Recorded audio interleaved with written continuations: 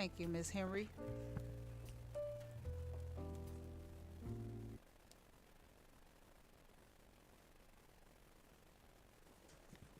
Mr. Hikes. Present. Ms. Weiss. Ms. Hubbard. Here. Ms. Val. Ms. Jones. Present. Mr. Davis. Present. Ms. Cousins. Yes. We have a quorum. Can we stand for the Pledge of Allegiance, please?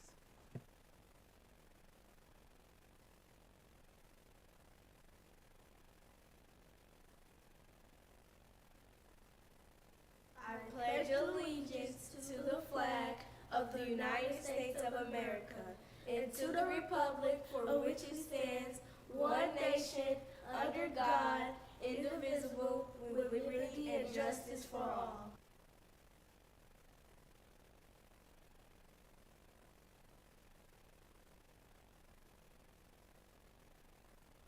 Dr. Scarlett.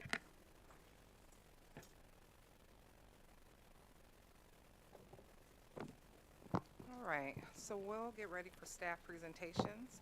So we'll have our proposed budget presentation and welcome Chief Angie Banks.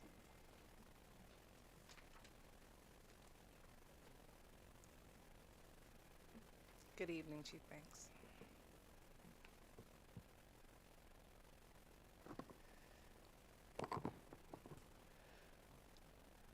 Well, good evening. This is my favorite time of the year, is to present next year's budget. Of course, this is a little different this year. We're a little bit later, but we've made it. So, of course, you've seen our strategic values, and I think that with next year's 24-25 budget, you'll see much of the values embedded within the district. It certainly will be a high-level district, high-level presentation, and I think this is a great setting for the proposed budgets because I have a couple of my team members here along with the full cabinet to answer any questions that you might have.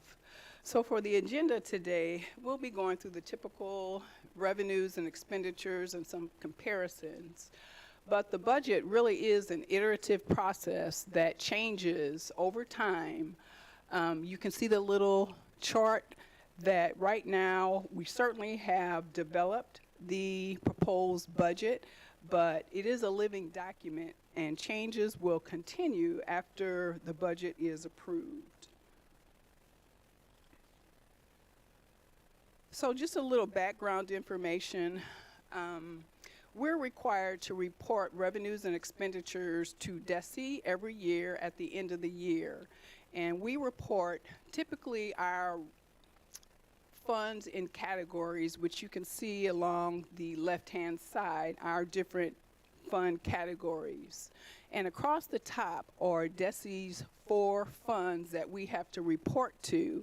And you'll notice that our fund categories, which are in green within the graphic, the first digit aligns with the DESE fund number. So for example, our general operating budget, Fund 110, we report all those revenues and expenditures in Fund 110 to DESE's Incidental Fund 1.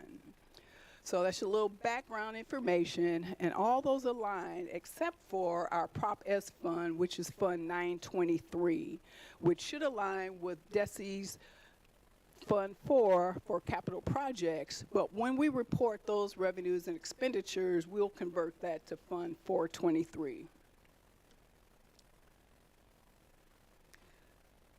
So our revenue assumptions, and again, here's our 4 different fund categories.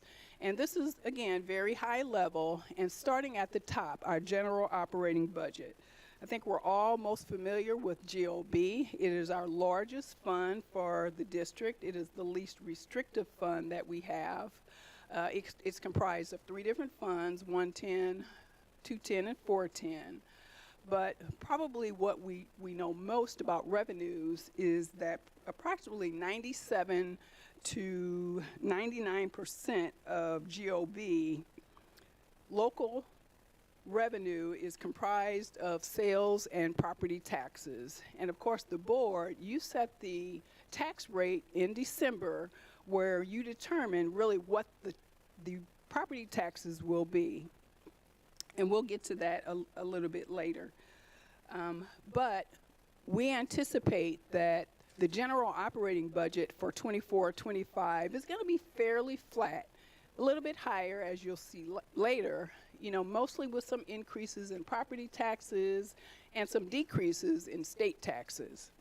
And the other categories of funds, I'm not going to go into all of this in detail, but our local grants, I really included some of the largest grants that people are most familiar with in our local grants. Same thing with our state and federal grants. And you can see the big red X, ESSER. That fits within state and federal grants. And of course, we're done with ESSER after this year. So we're not going to have any revenue or expenditures in ESSER next year. So that's going to be a big change for the district. Food service is also considered a federal grant, but it's kind of in a different category. So we typically report on that separately, and you can see what's really comprised in that fund as well. Debt service is also a different type of fund where it really is for our bond principal and interest. It has to be in its own category, in its own can't think of the terminology, but we'll get to that later too. And then the capital projects fund, that's basically Prop S. And any general obligation, any of our existing general obligation bonds, because we're still paying interest and principal payments on our outstanding debt.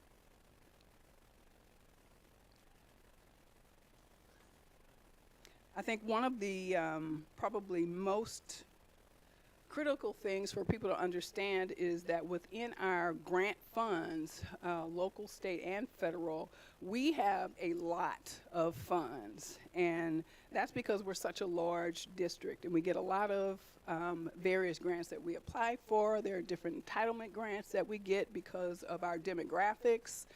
We get donations. So we have a lot of funds that we have to budget individually. All of those different grants have different requirements that we have to make sure that we're abiding by the requirements of the grants. So they all have different funding streams, if you will, which makes it very complicated especially for the users when they're looking at all those different numbers. But we're fortunate to have all those funds, but it does make it difficult.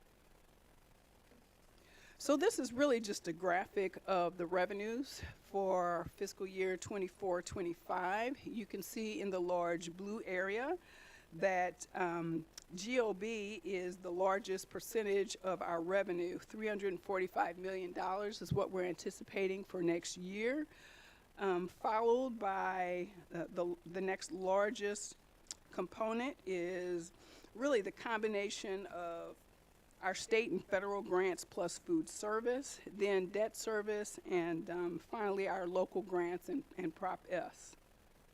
But clearly GOB is a big piece of the pie. So we're looking at a total revenue for next year of $442.7 million.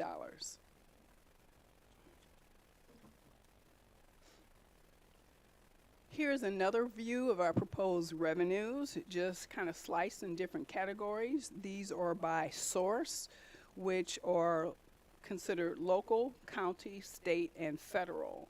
So within our different based on our different fund categories, there can be local revenues. We don't have much in county revenues other than our GOB and debt service. But depending on the grant, or the fund category, we could have state revenues or federal revenues. But again, local is the biggest piece, and the majority of that is our property and sales taxes. So, moving on to expenditures, we'll start with the compensation highlights. Competitive salaries are the best news for staff that we've had in a long time. We budgeted, approximately $32 million for salaries and benefits, increase year over year. Of that 32 million, $30 million is represents the general operating budget, which is about 90%. Of course, this increase includes all negotiated increases for our represented staff and salary market adjustments for all non-represented staff. I think you've probably all heard about the news of our salary increases in the media. We know that our starting teacher salary will be close to $50,000 in 24-25, which that's fantastic. But I guess the best news is that for the minimum for all full-time staff will be a 4% increase. And really, depending on what the position is, it ranges, but 4% minimum for all full-time staff, and that starting teacher salary as all teachers, non-SPED teachers, as you've heard, will have a 7% increase starting next year, and SPED teachers, it will be, I think, 10% or 11%.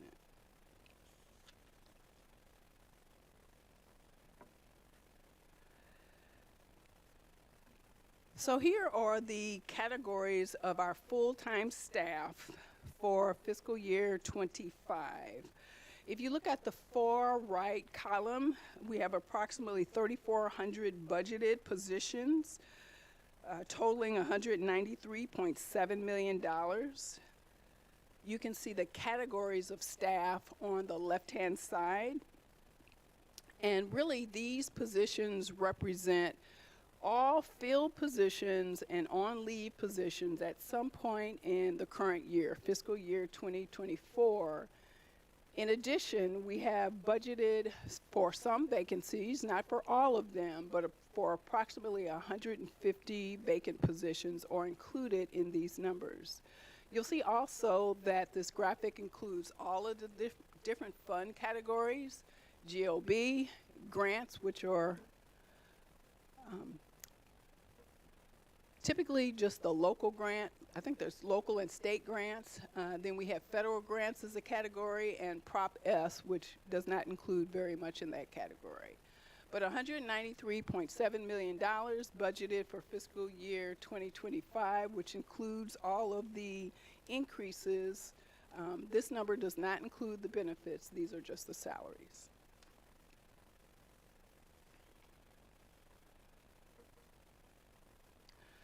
So just to speak for a moment on really the grant budgets, these would include our local, state, and federal grants. Of course, all of the salaries, the compensation applies to any staff that are within these grants as well. Right now, for the grants, we don't have final allocations, particularly for, our entitlement grants, Title I, II, III, and IV, and special education and so forth. So what we're using now are some estimates for the grants.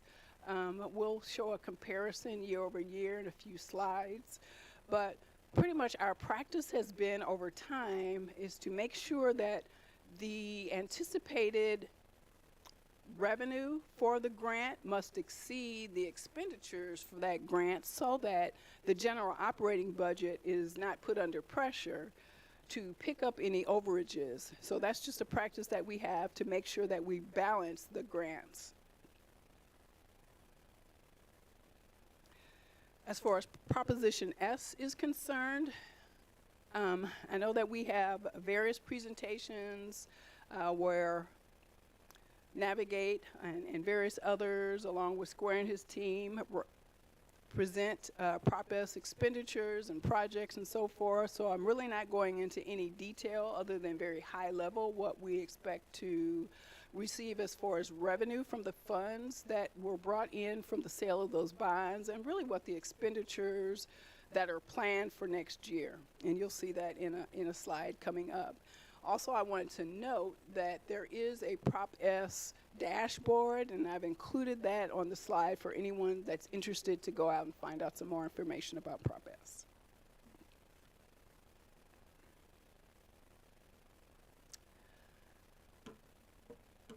So I know that the board was looking for a breakout of some of the increases year over year. And that's what I've tried to do over the next couple of slides. And really, I'm going to be talking about the general operating budget specifically.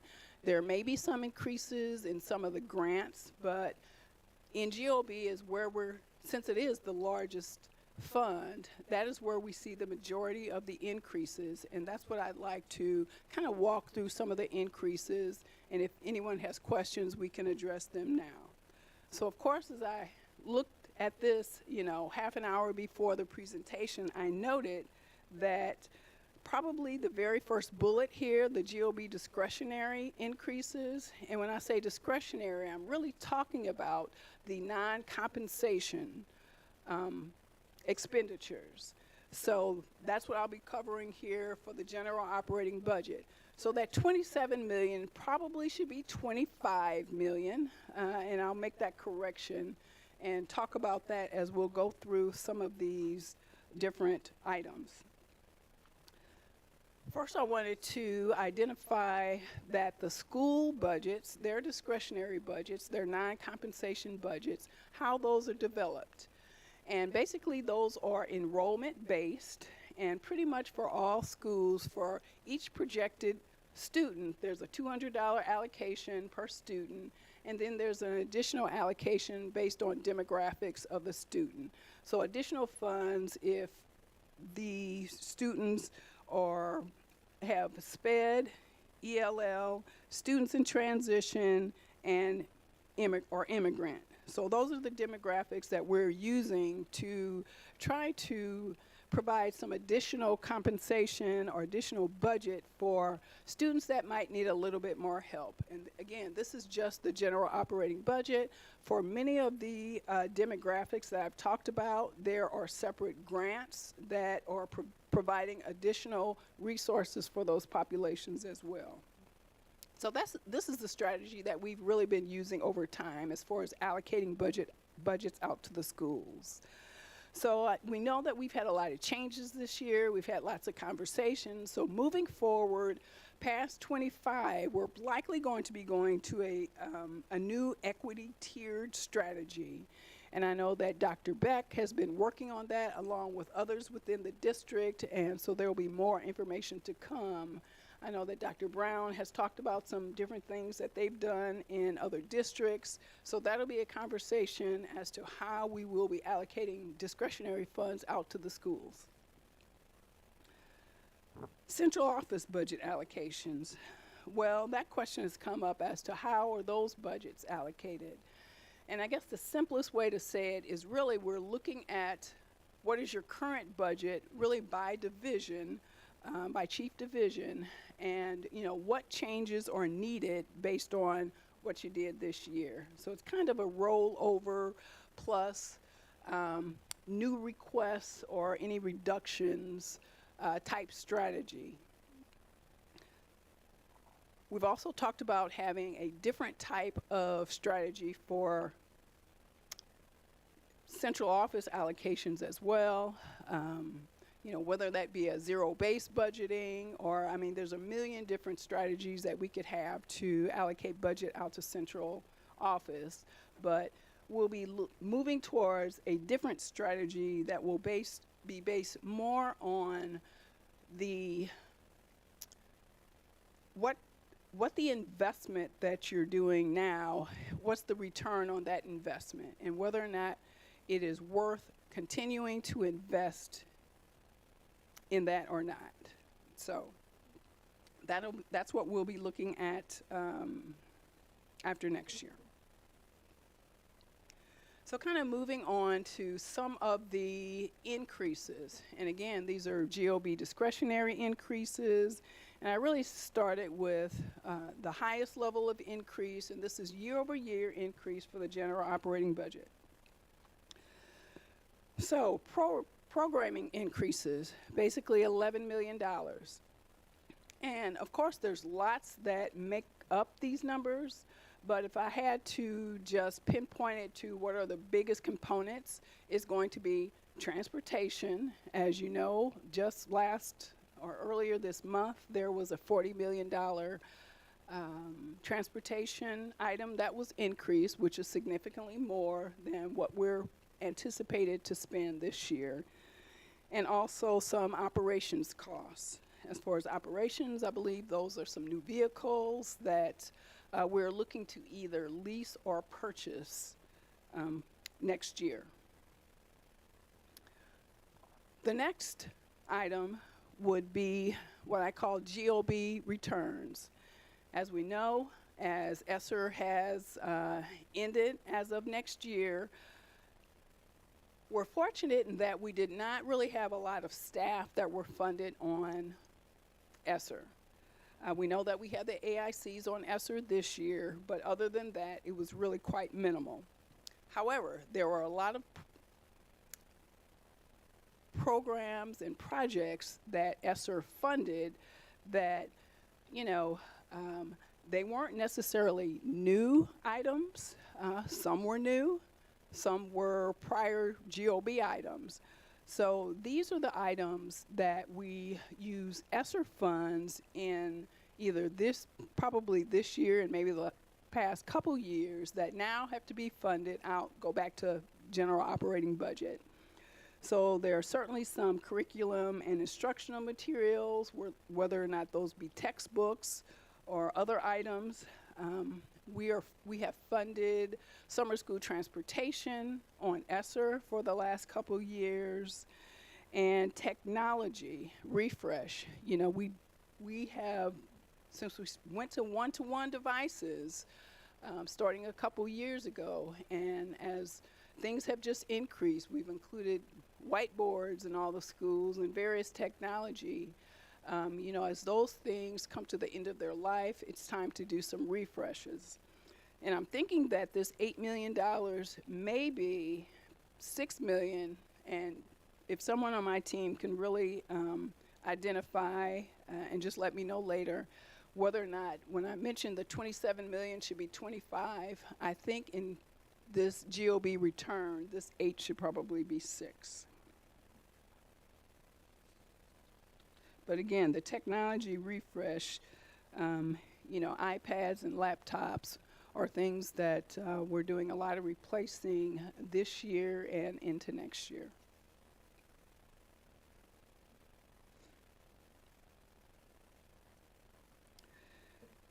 New initiatives is the next category at $6.5 million. And again, Z-Space, which, you know, we had the at the board meeting, that vendor here where we saw the great things that could be done with Z-Space. That's about a $5 million investment, new investment, along with our ERP or our financial system, financial and HR system that we've been talking about for years. Right now we're on dual systems, SAP and Business Plus, which is just not a tenable situation. We have included $1.5 million in the budget and been doing a lot of work. The team has with vendor demonstrations between HR, payroll, finance, and technology to meet with various vendors to identify the best solution moving forward. And then we have internal capacity building. I think we're going to have some additional information tonight on the district transformation pilot, along with building up our internal legal team and transportation as far as routing is concerned. In addition to some staffing, there's also some different technology and things that we need to include to build that up. So that's really just a very high level of the major adjustments in the general operating budget for the expenditures for next fiscal year.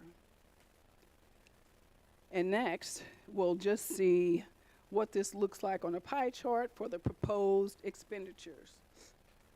Again, this is by the fund categories, and you can see that the general operating budget at $380 million is the largest by far, followed by the other funds.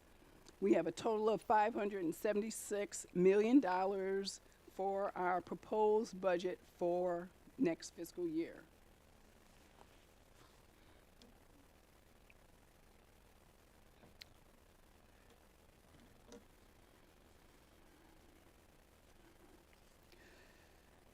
This is another view of the proposed expenditures, and these are by object category or more functional categories, if you will.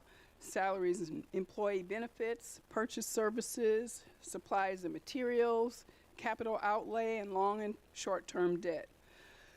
Salaries and benefits comprise about 50% of the expenditures, which is fairly low, and that's because we have $100 million of Prop S expenditures in this pie as well. But if you compare our typical 65 to 70% for our salaries and benefits, that is low relative to other districts typically. It's generally closer to the 80 to 85%.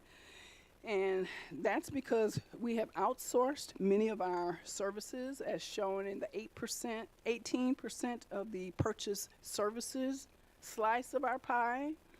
And part of our going forward strategy is to bring more of those services in-house so that we're providing more services internally.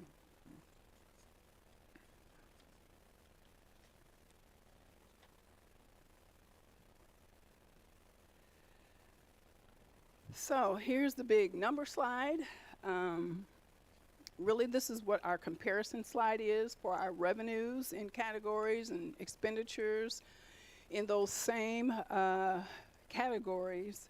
In comparison to fiscal year 23, what our actual revenues and expenditures were, as compared to our current year, fiscal year 24, what we anticipate our ending revenues and expenditures to be in those categories as compared to next year. I guess what I'd like to point out most specifically is the last two columns, the percent change and the dollar variance. I've highlighted in red several things that are probably of most interest to people. From the revenue standpoint, in red, we see that there's a reduction of 60% in our state and federal grants, or $55 million. And as you probably guessed, that's ESSER. That's primarily what that is. So that will result in an overall reduction in our revenues of 9.5%, or $46.3 million for when you're looking at fiscal year 24 versus fiscal year 25, year-over-year comparison. Looking at our expenditures, the red nearly 17% increase, or $55 million in our general operating budget expenditures, which is what we just went over, those various items that make that up, basically $30 million in salaries and benefits, along with those discretionary increases. I've also highlighted the 5.2%, which is really not that significant, but I just did want to note that we do have a new food service vendor, so just wanted to highlight that. And overall, our expenditure increase is 18.6%, or about $90.5 million. Now, the majority of that increase basically is from the Prop S bonds, and that's a good thing. You know, when we sold our bonds last year, we, got some great rates. We were selling $135 million. I think we ended up with about $147 million. We've earned a lot of interest off of those bonds, so which will allow us to even have more projects. So spending that money, that's a good thing. Now, these are certainly just, of course, very high-level budgets. We'll provide the detailed budgets that you're used to receiving next week, so you'll be able to review them prior to approval at the next board meeting or work session, whatever you should choose. And I guess the final slide is, when are we going to get back to balanced budgeting?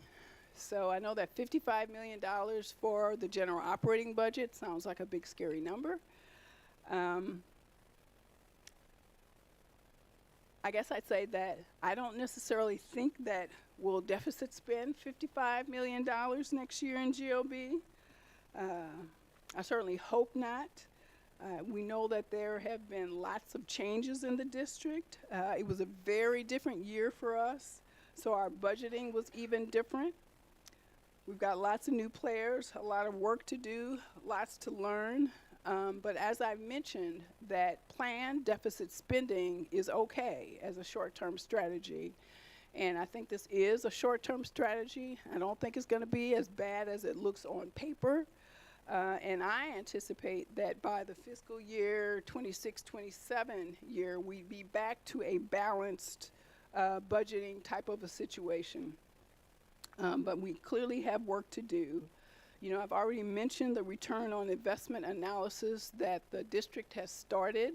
I think something will happen in earnest in the coming weeks and months to really identify the different programs and initiatives that are going on within the district, whether or not those should continue.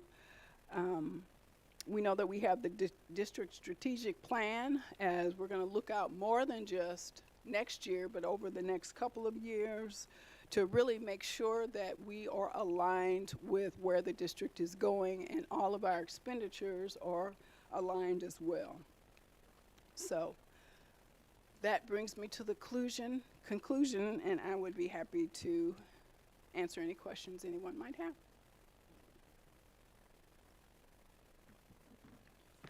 Any questions for Chief Banks? Board Member Sadie? Thank you so much, Chief Banks. Could you expand just a little bit on this anticipated balance by FY 26-27? That gives me hope, but I just want to hear, like, from your standpoint, more around how did you come up with, 26-27 as being the years that you think we'll get back to that balance? Well, that is a fantastic question. Well, first, let me just say that our unrestricted DESI fund balance is $210 million roughly at the end of last fiscal year, June 30, 2023. So $55 million, that's all over a quarter of our fund balance. And so that would not be good, and that's not a sustainable thing that we can do, especially given that the biggest component is going to be salaries and benefits. That's just for next year. We know that we've negotiated increases for the next 3 years, so that is only going to increase. So we know that we're going to have to make some changes. And as we've been talking internally, I think I came up with that 26-27 I made that number up. So I'm not going to put this on Dr. Scarlett or anyone else, but that would be my desire. But once things are in motion, it takes time for things to change. So you need time for those changes to occur. And there are so many different things going on when you think of the citywide plan and all of the various initiatives that are happening internally. The biggest thing is to really look at some of the expenditures that the district has had for years and years and years. And it has become almost habit to just continue with some of those. And I think that's where we'll be taking a deep dive into some of those expenditures to see what has been our return on investment.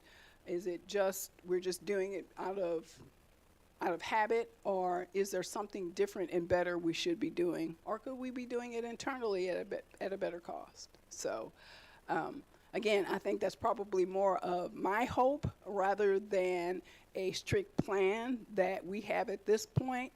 But I think it is a reasonable time frame for us to make some of the adjustments that we need to make, because there is so much change and newness within the district. It's just going to take time in order to make some of those adjustments.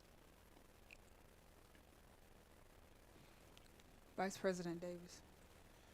So we changed our policy for required fund balance internally to 30% a couple years ago, right? So Yes. will we still be at 30% for the next 2 years? We should be, that's a good question because I really didn't calculate that, and I will, but I would expect, yes, that we will be. And that really, that 30% fund balance,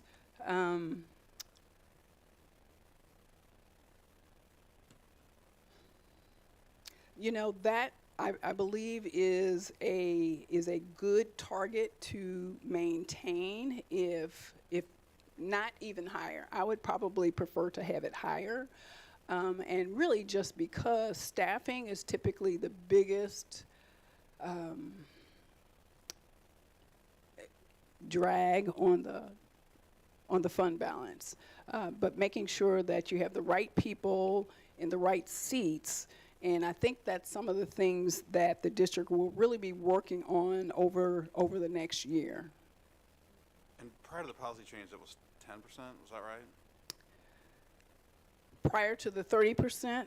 Was the policy I don't think we 10? had a fund Oh, balance okay. policy, but I know that DESI's requirement is a 3% Right. before you fall into, you know, the bad zone. And one of our concerns is, since we are so dependent on local revenue, which can run into problems in terms of getting the money late, or unpredictability in terms of people not paying their taxes, and of course the tax abatement issues, we have to have that fund balance so we make sure that we've got, we can make payroll whether or not we get that local revenue on time, right?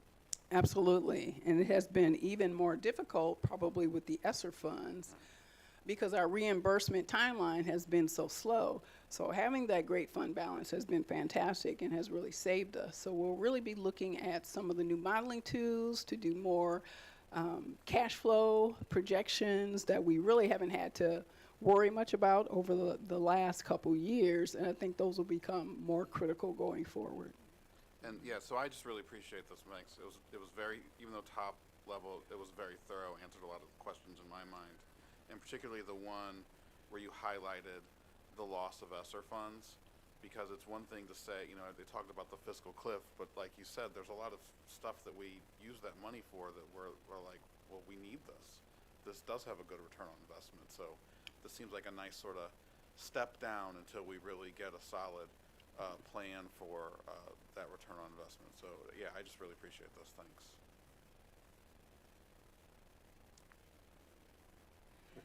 Chief Banks, I want to go a little deeper into the conversation you were talking about on looking at how we were doing some spending and not getting a return on investments on a lot of the different categories we were looking at. And it seems like how we can kind of do a little different and better on our real estate.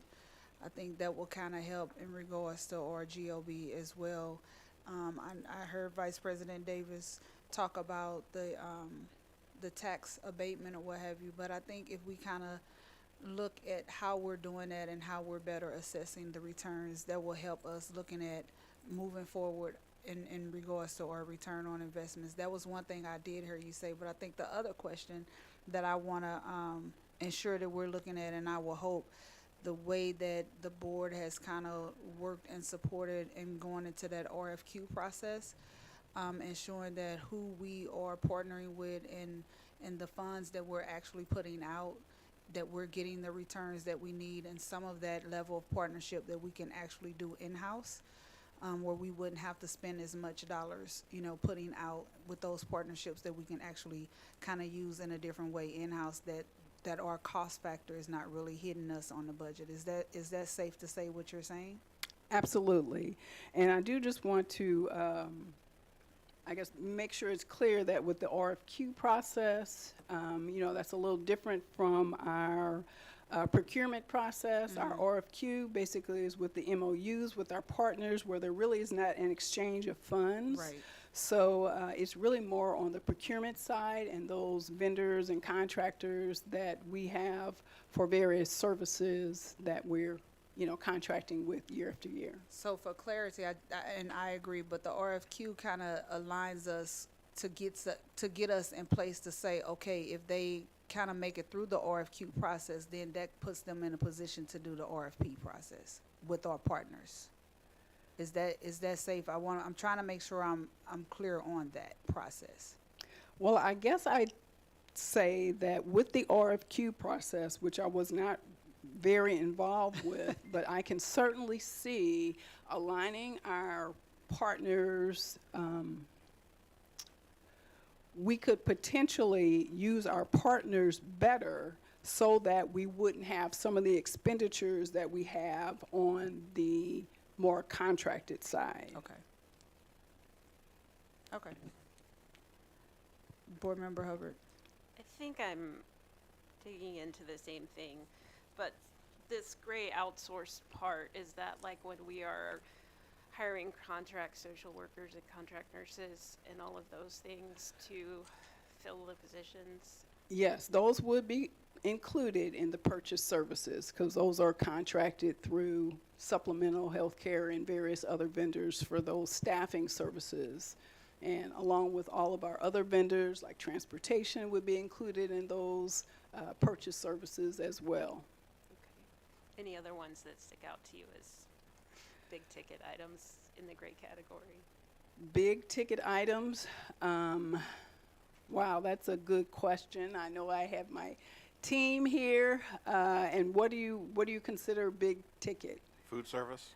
Well, food service, yes, that would be included. That's not a GOB expense, but it is a large vendor expense that is contracted. There was one, maybe special ed services. It seemed like we were doing a contract for that, and I was like, well, if we paid them our salary, which Yeah. probably was lower at And I that time, believe we could have those hired more full-time people then. services, yeah, those staffing services in particular is a good opportunity. And hopefully with the increased salaries, we can attract more staff and have them internal versus contracting them out. So in that category that you might be talking about, it might be $8 million that we're spending.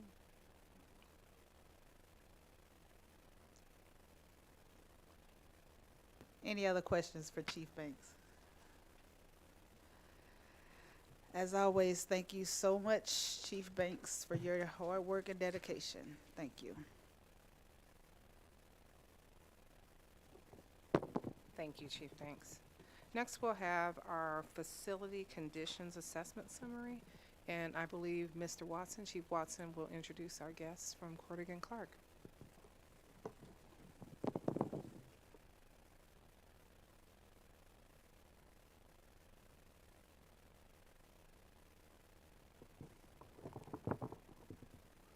Good evening to the board, Dr. Scarlett, listening audience.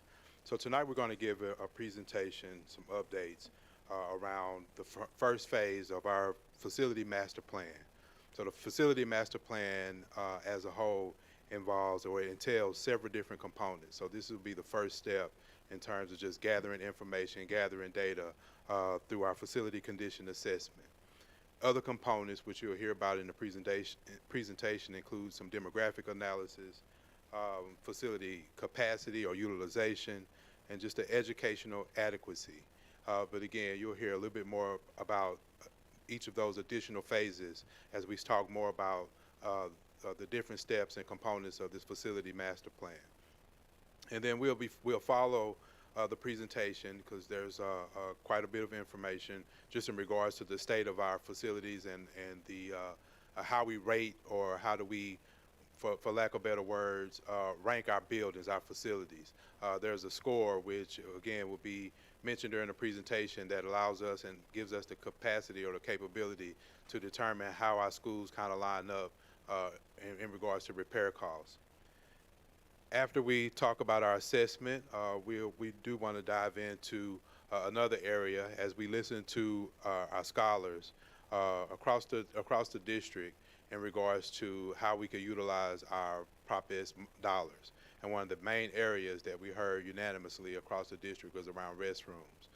So we are including, again, as a addition to the facility assessment report, information regarding Central VPA, where we're looking at inclusive restrooms. So at this point, I will turn it over to our partners, Corrigan Clark, led by Mr. Steve Raskin and Ms. Tiffany Dawkins.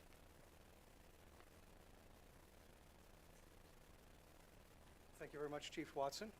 As you mentioned, my name is Steve Raskin. I'm with Cordigan Clark. I'm very pleased to be with you this evening. With me is Ms. Tiffany Dawkins, one of our young architects who's going to be joining for our presentation this evening. So as we start our discussion, I think one of the things that's really important to talk about is what is the overall process and what are we trying to accomplish. I think one of the initial phases as part of this master planning process is to understand that it really is a data-driven decision-making process. So what we're here today to really talk to you about is some of our initial draft findings from our facility condition assessment. And that really is one of the first items as part of that data gathering process. That'll be followed with demographic analysis, facility capacity studies, educational equivalencies, space needs analyses, space optimization scenarios, and ultimately recommendations to the board. So it's important to note that although we have a lot of information to share with you tonight relative to the facility condition assessments, it really is much part of a larger presentation and more data that we'll be presenting to the district in the weeks and months to come. So one of the first questions we ask is, what is a facility condition assessment and why do we do it? Really, and one of the things we're trying to do is, it's the first step in that process, as I mentioned just a moment ago. It's an analysis of all of your existing educational facilities. We've also looked at many of your non-educational facilities.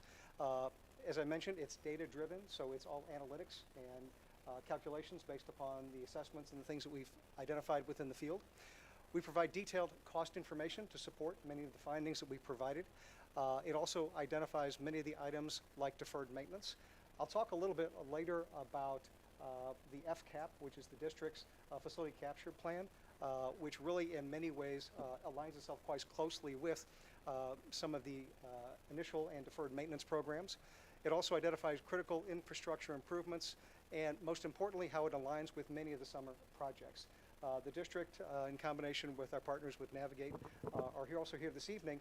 There's a lot of work that's going on this summer that is related to a variety of projects. And many of the things that are happening this summer, again, are very much in alignment with many of the findings that we've identified as part of this facility condition assessment. So the project approach is actually quite exhaustive.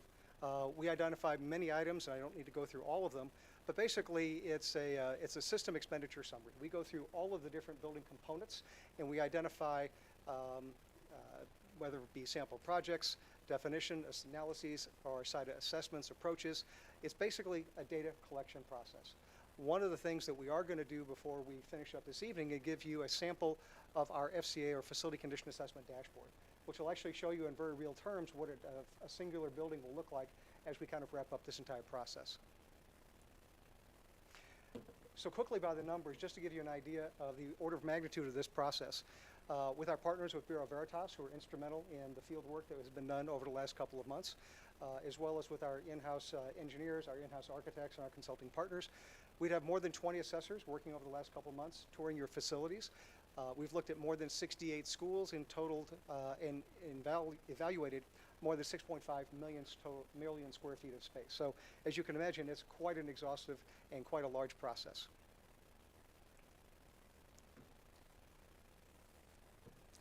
So the facility condition assessment really takes a deep dive into the physical needs for each facility. It sort of puts each aspect of each building into a category. So one starting with site and infrastructure, we'll look at paving and curbs, parking lots, landscape utilities, as well as tunnel systems, exterior and building envelopes, looking at the structural frame, facades, walls, windows, and doors. Assessing rooftop systems, the rooftop systems in itself, flashings, parapets, skylights, and rooftop equipment, as well as interiors, where they'll look at the interior elements, ceiling finishes, flooring, lighting, and also kitchen equipment. And then lastly, mechanical MEP systems, where you'll look at heating, air conditioning, electrical, fire protection, as well as plumbing and sanitary. So as we're looking at these individual building components, it's important to identify there's a series of technical terms that we want to kind of go over with you briefly in terms of what the report is comprised by. We're going to talk about something called the expected useful life, or the EUL, which is basically the industry standard in the total life expectancy of a building system. If you could think of a building roof, it might have a 25 or a 30-year lifespan. So that would be the expected useful life. As we look at things like the effective age, That would be the effective age of that particular component as we investigate that on a particular day. As I mentioned, our assessments are all done over a period of months, basically the last quarter and first quarter of this year. So those evaluations were done at that specific date and time. The remaining useful life, or the RUL, is basically the differential between the expected useful life and the effective age at the time of the assessment. Short-term consideration, or basically a list of the assets.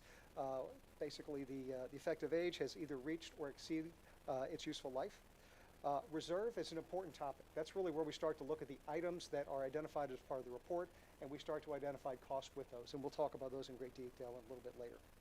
There's another value, the CRV, or the current replacement value.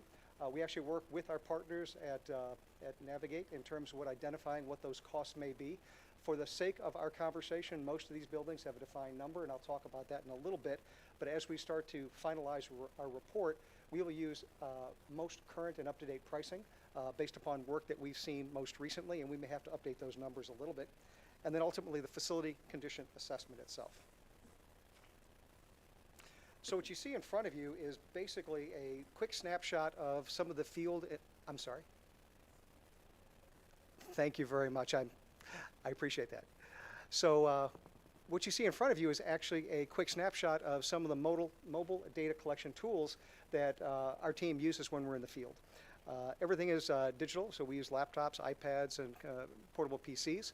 A lot of photographs and a lot of field documentation is part of this assessment. If you look on the left-hand side, you'll see some of the photographs will identify elevations, floor plans, specific field areas.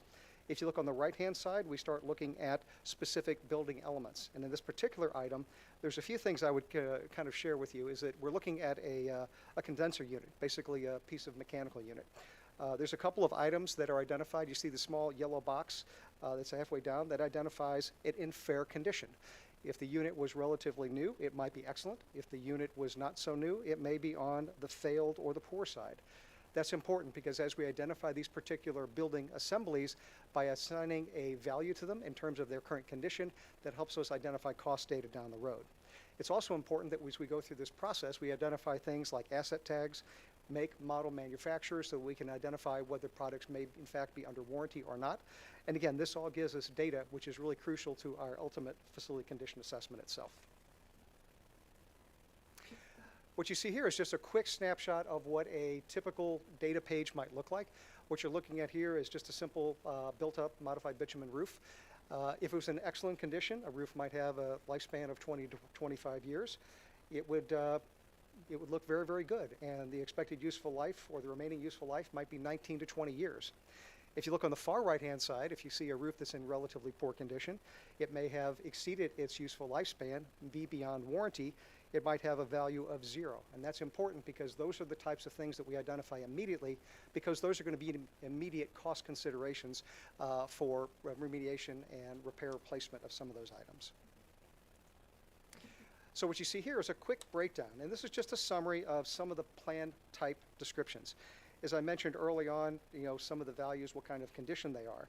Other things that we identify are the classification or the type of the facility or assembly that we're looking at. We might be looking at safety items. The unit itself might have failed. You might be looking at a boiler or a chiller, which actually has failed and no longer is in service. That is in a safety category, and if you see at the very top of the pie chart, that small silver at the 12 o'clock mark, that's your failed items that we've identified thus far. If we go a little bit farther down, you look at in orange, we look at performance and integrity.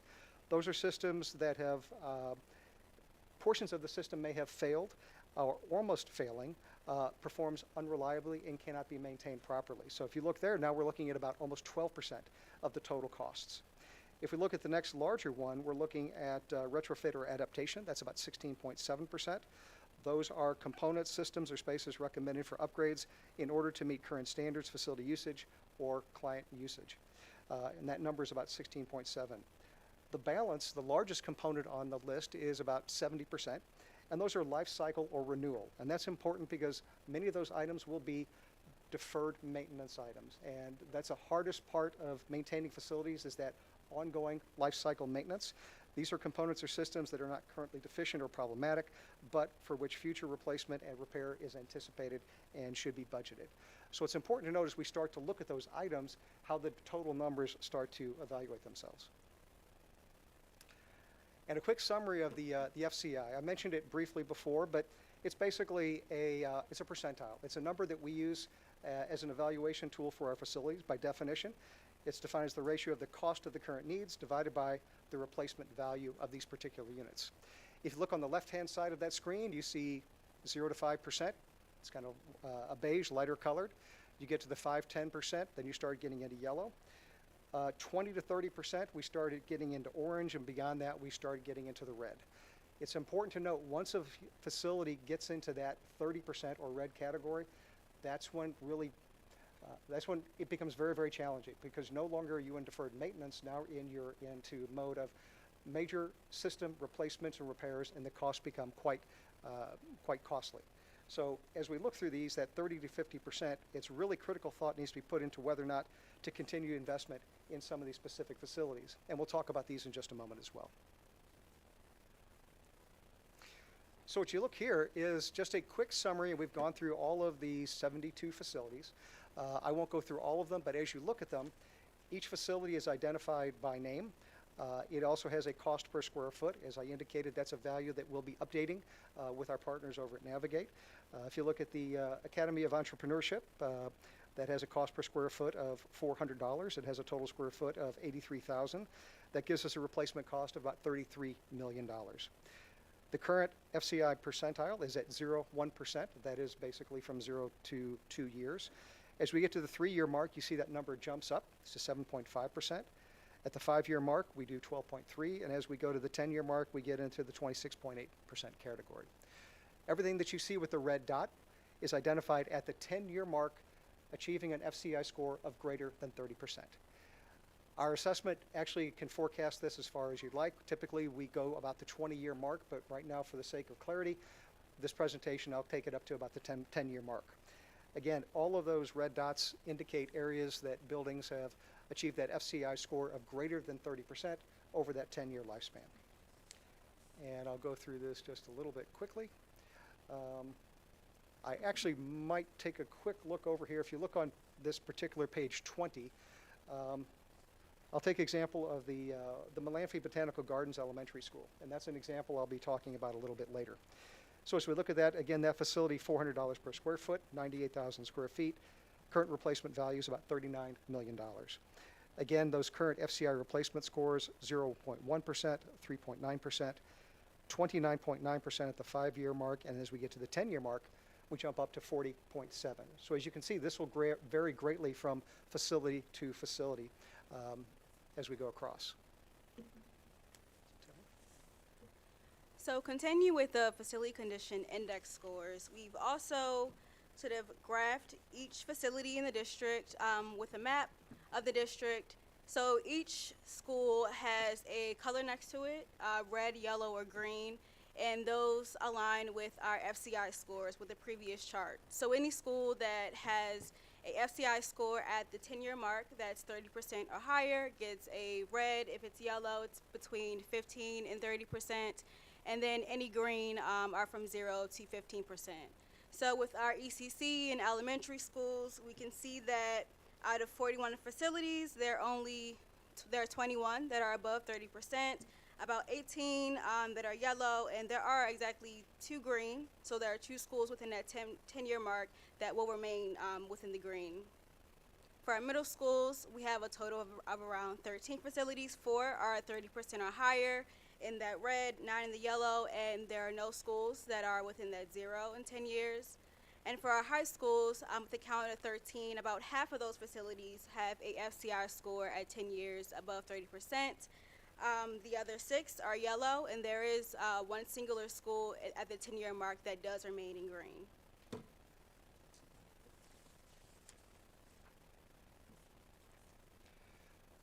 So one of the next things we're going to talk about is that replacement reserve schedule. This is where we start looking at the dollar values for each of the facilities.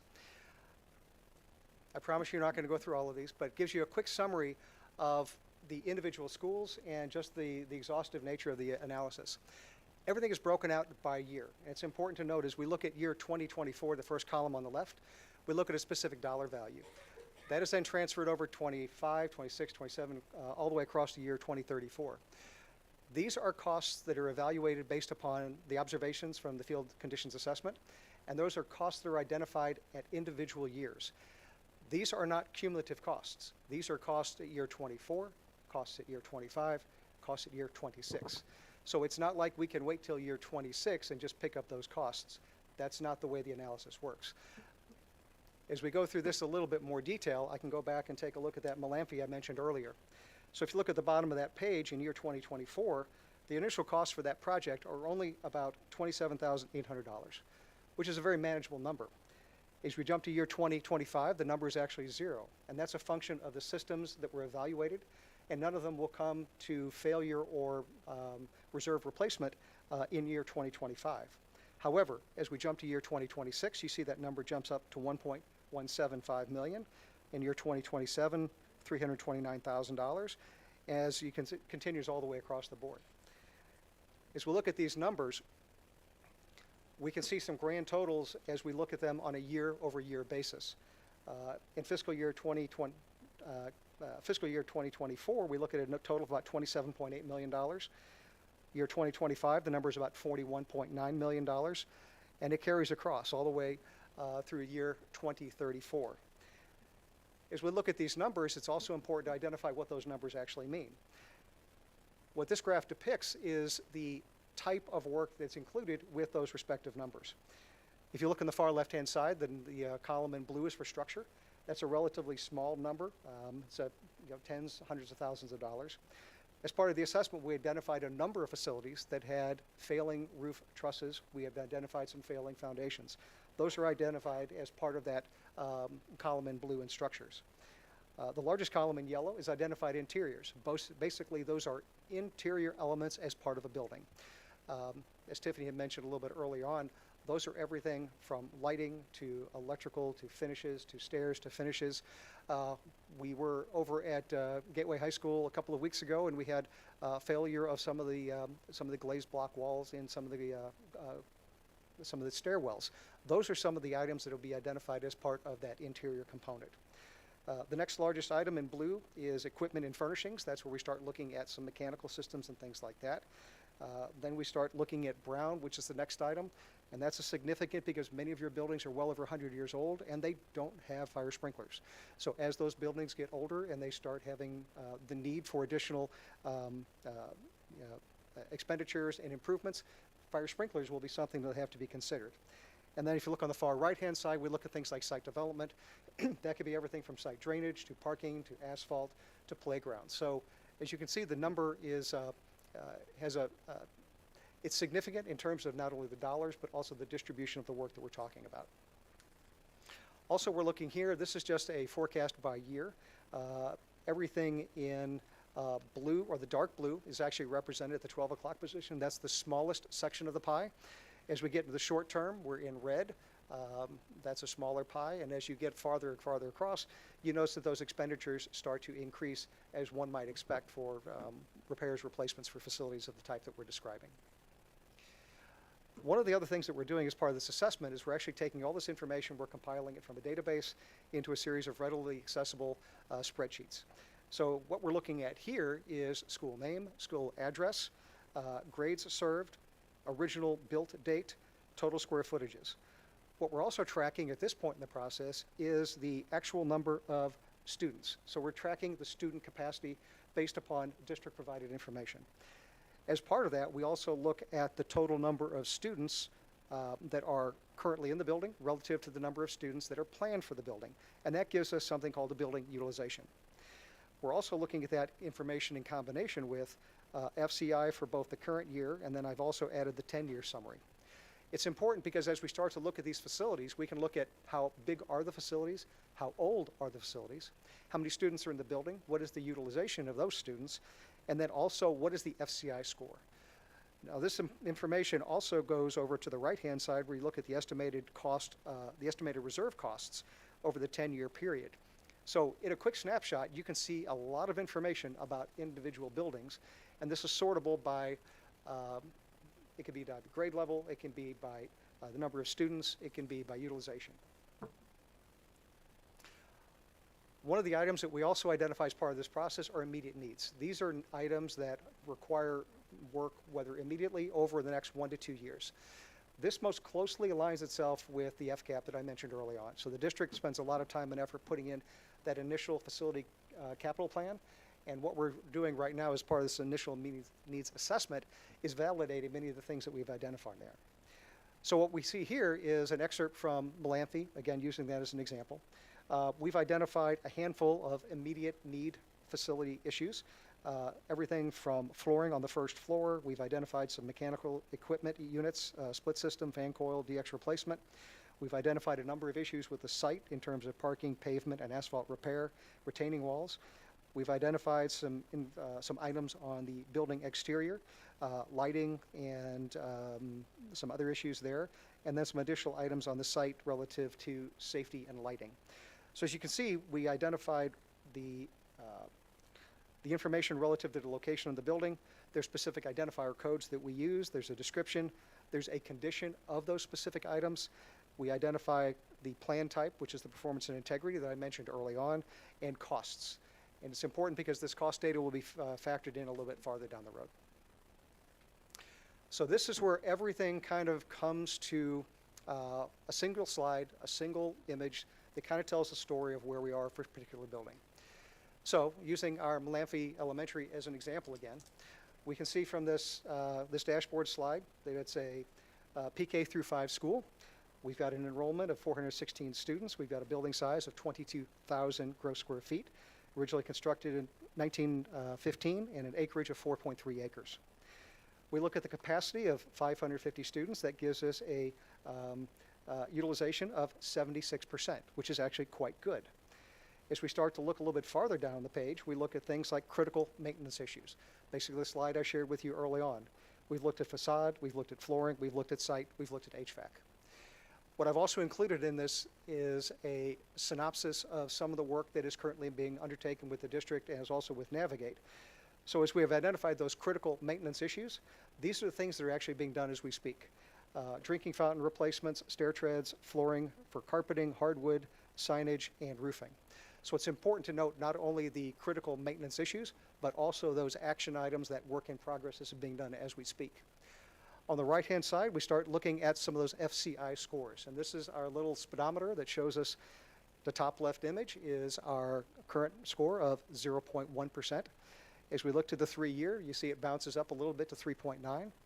The next lower left image is at the 5-year mark, which gets us to 29.9%. And then ultimately the 10-year number, 40.7. So very quickly, you can see this dashboard giving you indications graphically about the condition of the building, the utilizations. On the lower right-hand side, we've also included some cost data. Again, I mentioned the current cost information for the immediate 0 to 2 year time frame, $27,000. As that progresses to the 3-year mark, we get to 1.5 million. As we get to the 5-year, it's 11.7. The 10-year, 16 million. 20-year is 30 million. And the replacement cost, which again, total square footage by the approximate cost for a new elementary school, totals about $41 million.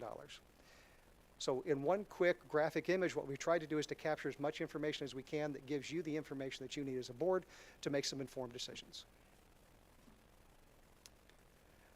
Now I get to one of my last slides. This is where we start breaking everything down in terms of not only systems themselves on the left-hand side.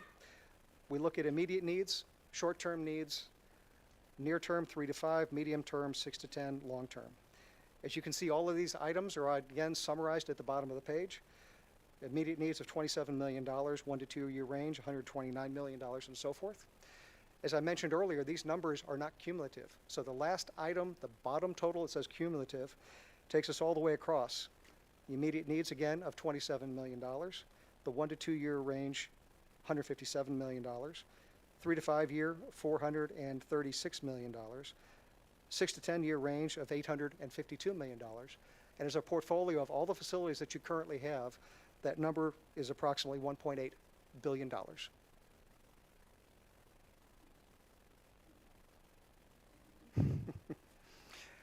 So, that's where I say thank you and ask if you might have any questions. Any questions for Mr. Steve and Ms.? Could Could we jump back to slide 2?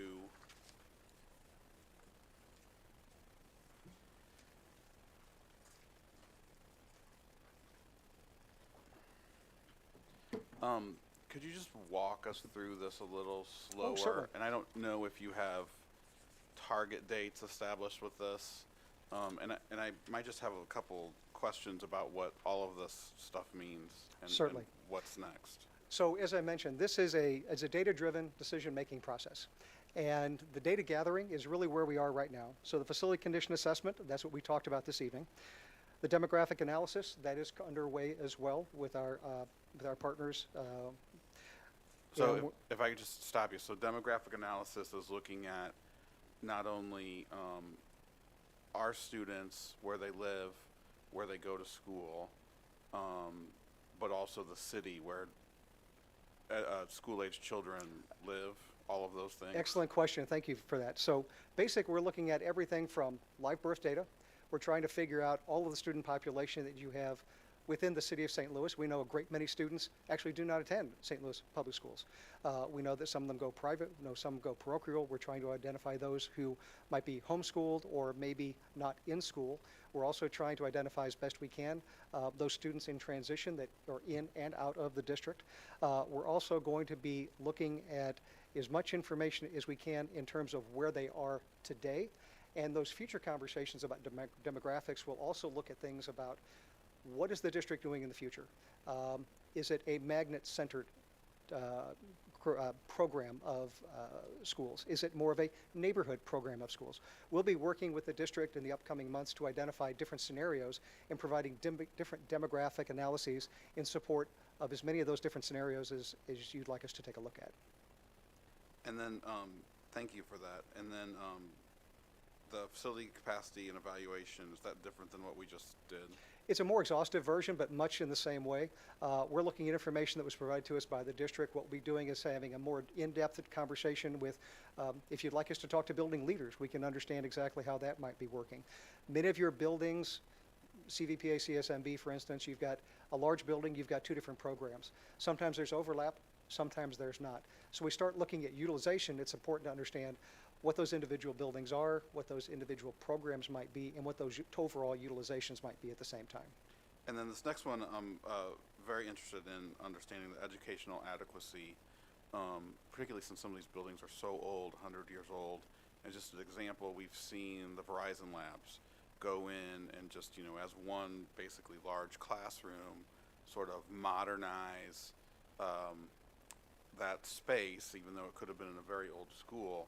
Mm-hmm. Is that sort of what you're looking about, and how do you go about determining, like, okay, for the future schoolroom, what is it going to look like, and how do we put that in our buildings?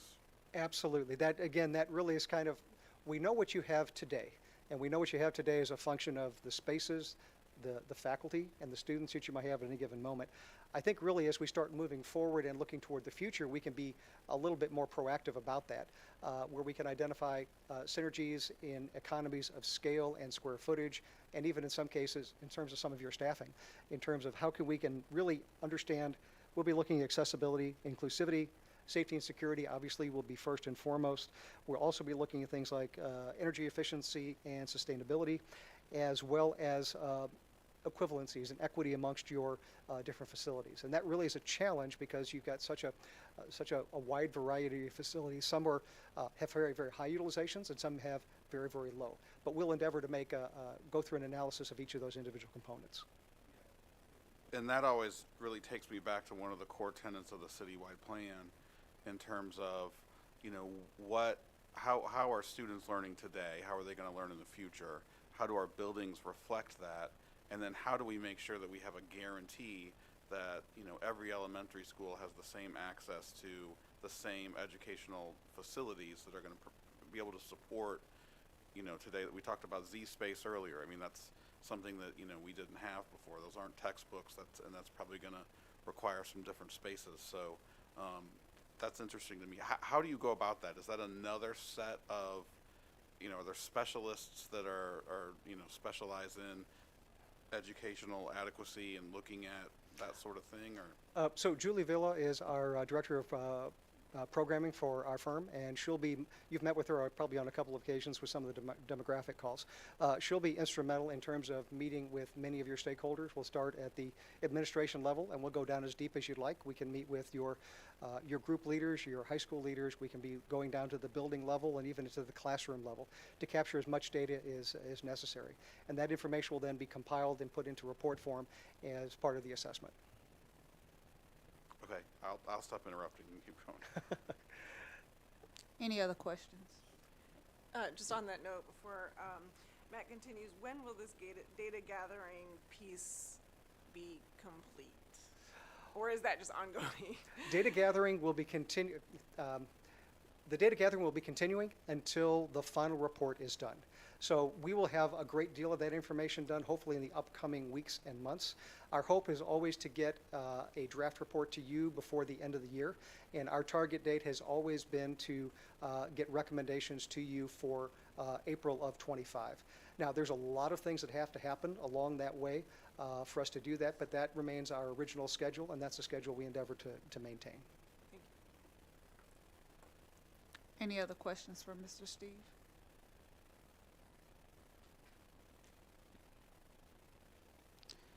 Thank you so much. All right, thank you.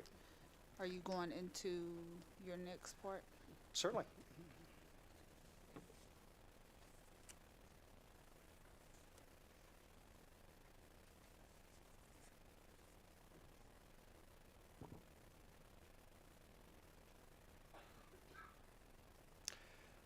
So one of the things that Chief Watson had mentioned early on was inclusive restroom design. And this is something that is important to many of the students, especially over at CVPA. This was a topic that was actually brought to us by the building administration.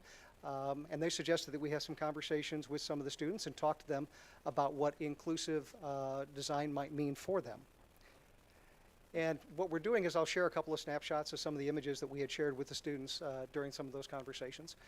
As you see on the left, that's your typical toilet room. You've got toilet compartments, not too dissimilar to what we have here at 801. We've got panels that basically go from your knees to above your head. They are partial height. They have sensitive lasting, and the doors and such are generally less private. That's what we grew up in. That's what most of your schools have. Inclusive restroom design is really a much, much different item. What we've done is we've gone away from the individual toilet compartments and we've got into a actual toilet room. So the walls actually are full height. They go from the floor, they go to the ceiling. The door is no longer a toilet compartment door, but rather it's a door, not too dissimilar from what we have in our room here. It goes from the floor to the ceiling. It's made out of solid wood and has a closer on it. It also has a door handle and it locks. The important thing about that locking mechanism is it gives you a lot of different options as well in terms of security, and we'll talk about those in just a little bit later. Those can include things like occupancy indicators that help faculty and staff identify when those spaces are actually in use. But the important thing is that these are not gendered. Boys can use them, girls can use them, students that don't identify can also use them at the same time. What you see here is just a typical inclusive restroom layout. What you see on the left-hand side is just a bank of water closets with a series of doors that open up into a common space. It's important to note the bottom is the hallway. There's no door. Traditional restrooms have a door. That's the way that they work. In a traditional inclusive restroom design, we've taken those doors away and we've made them more part of the corridor. Also, as you see, the hand washing stations are no longer contained within either the toilet compartment or in a boys or girls gendered area. So students will walk into those spaces, boys, girls, non-gendered students, and they will all wash their hands communally along a common sink and mirror. It's different.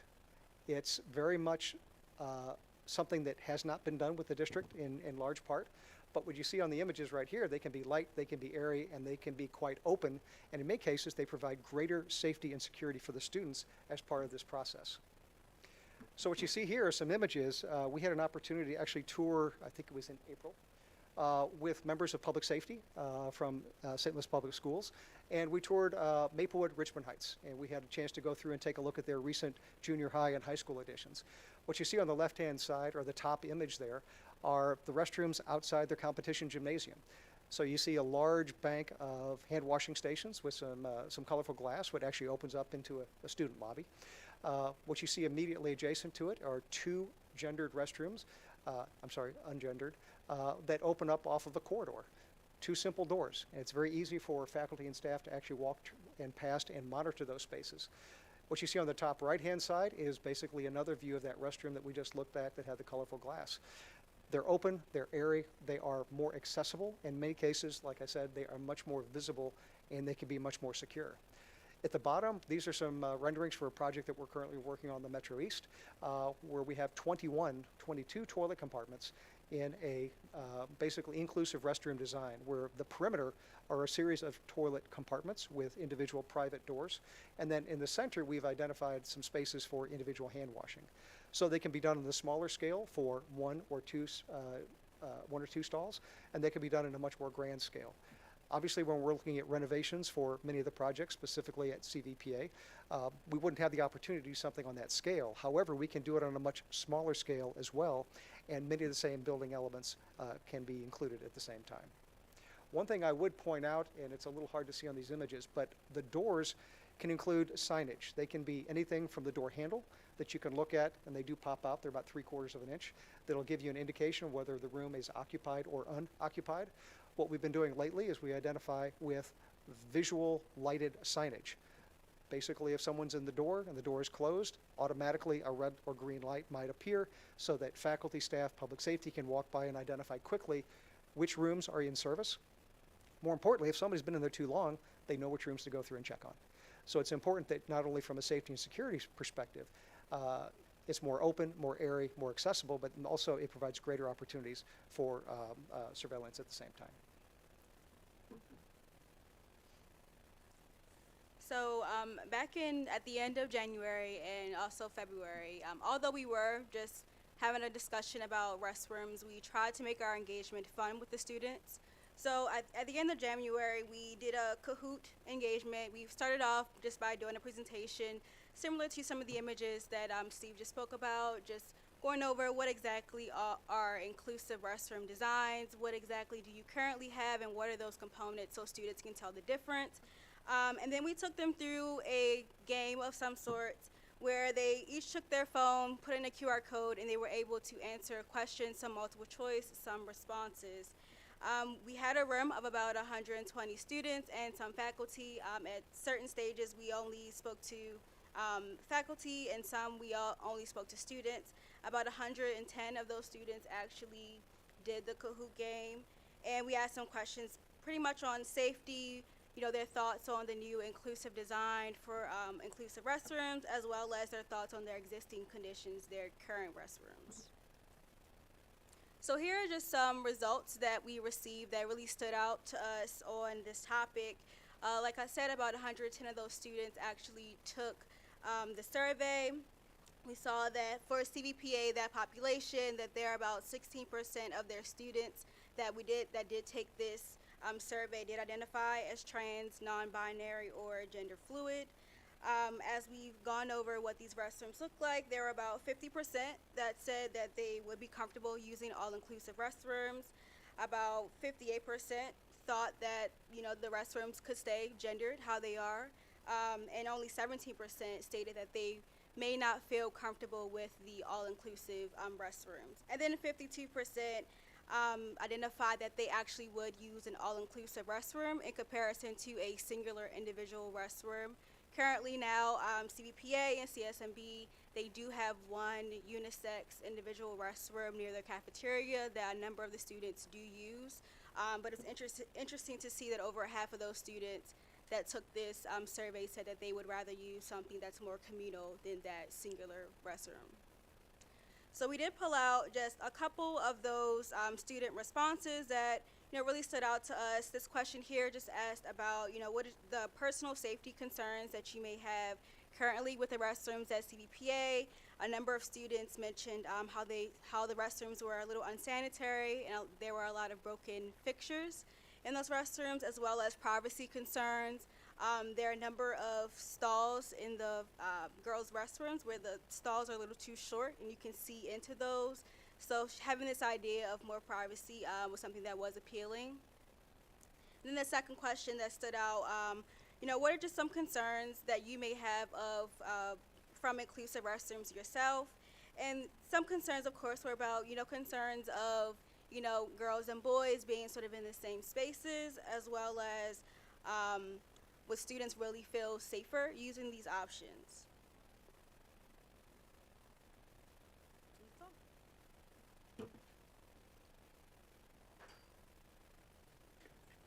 Any questions? Comments? Concerns?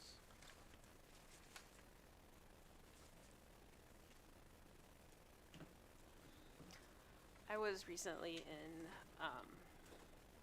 Canada, and most of the places had 2 bathrooms that were not gendered, and I didn't have to wait for my sisters, and it was great. And so I can see this being a way that would reduce a whole lot of just waiting time, getting students back to class faster, and I think it could work. And I do think that having this is much safer and more inclusive for the kids who would otherwise be only using the one unisex bathroom because they stand out every time they choose that bathroom over the other ones. I think that's pretty important. It's an excellent comment. This is something that we see with many of our school clients. Probably about half of them have endeavored to have these inclusive design restrooms in some fashion. Again, it's never intended to replace all of the facilities within a school, but rather providing those opportunities. Sometimes one floor might have some gendered. Sometimes it might be an area outside a gymnasium or large event space where you've got a lot of student traffic.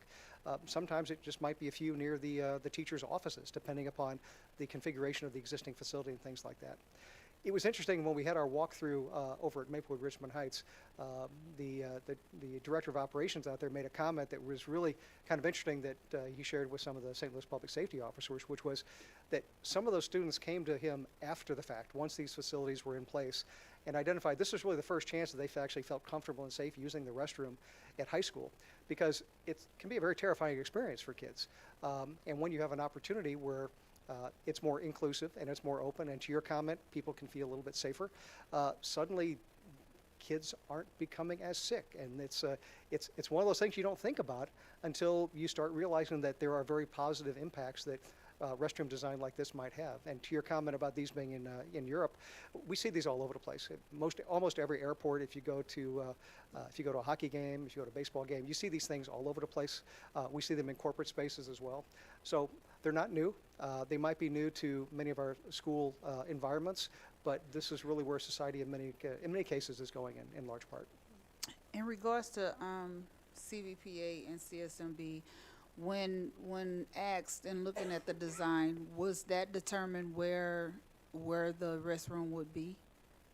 We have some initial concepts that we had shared with the building administration and some of the principals based upon which facilities are in the highest degree of disrepair. We had some conversation with Chief Watson about this as well. We also looked at those facilities that are nearest to some of the student population centers, whether they be auditoriums or just where some of the students are. This was focused primarily on the CVPA side because that student demographic is a little bit unique in terms of their artistic bent.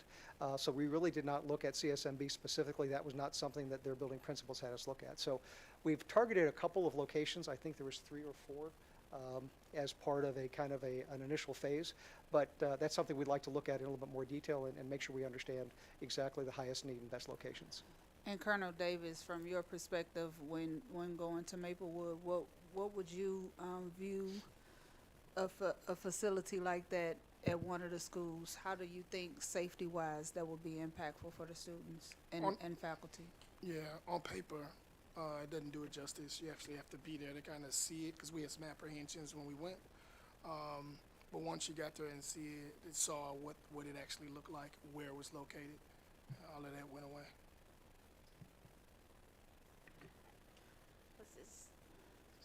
I'm sorry. Go ahead.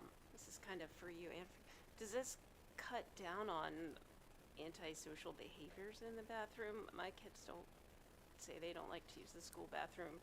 One, because it's dirty, and two, because there's like vaping and maybe too many TikTok videos being filmed there. Is this different use of space? Did the Maplewood Richmond Heights people mention anything like that? Well, this probably would be a question best asked of the district. However, the information that I've gotten is kids will be kids. So let's just pretend there's no perfect scenario. However, the incidence of disciplinary issues, the incidence of fighting, bullying, things like that, have gone down greatly. And kids, by and large, they think it's a very positive thing, and they are embracing it. Candidly, the adults, they seem to be the one that have the biggest challenge with a restroom like this. It's a little hard the first time you walk in there and you see someone of the opposite gender walking out of one of those toilet compartments. However, once you've done it the first time, it's second nature. And kids are great. They're adaptive. They'll do almost anything. They're accepting of almost anyone. So the kids have really embraced it, and they're the ones who are the biggest advocate for it at this point. Is there any other questions, comments? Thank you so much, Oh, sir. sorry. Oh, I'm sorry. Go ahead, Sadie. I just wanted to say I appreciate the presentation, and I really think that these inclusive restrooms would be beneficial. So thank you. Okay, thank you. Thank you so much.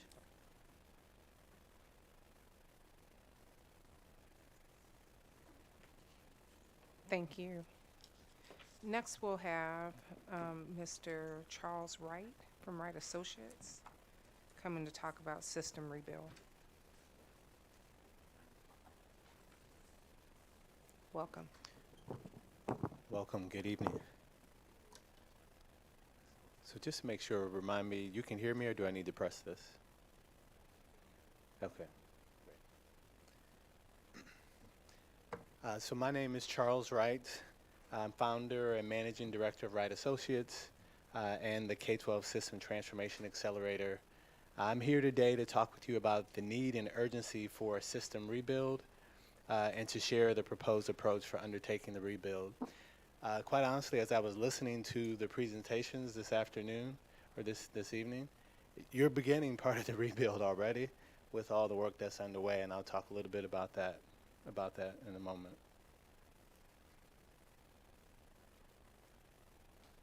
So today is really focused on how do we get from where we are to where we want to be. So you heard about the budget, and the budget is being a living document.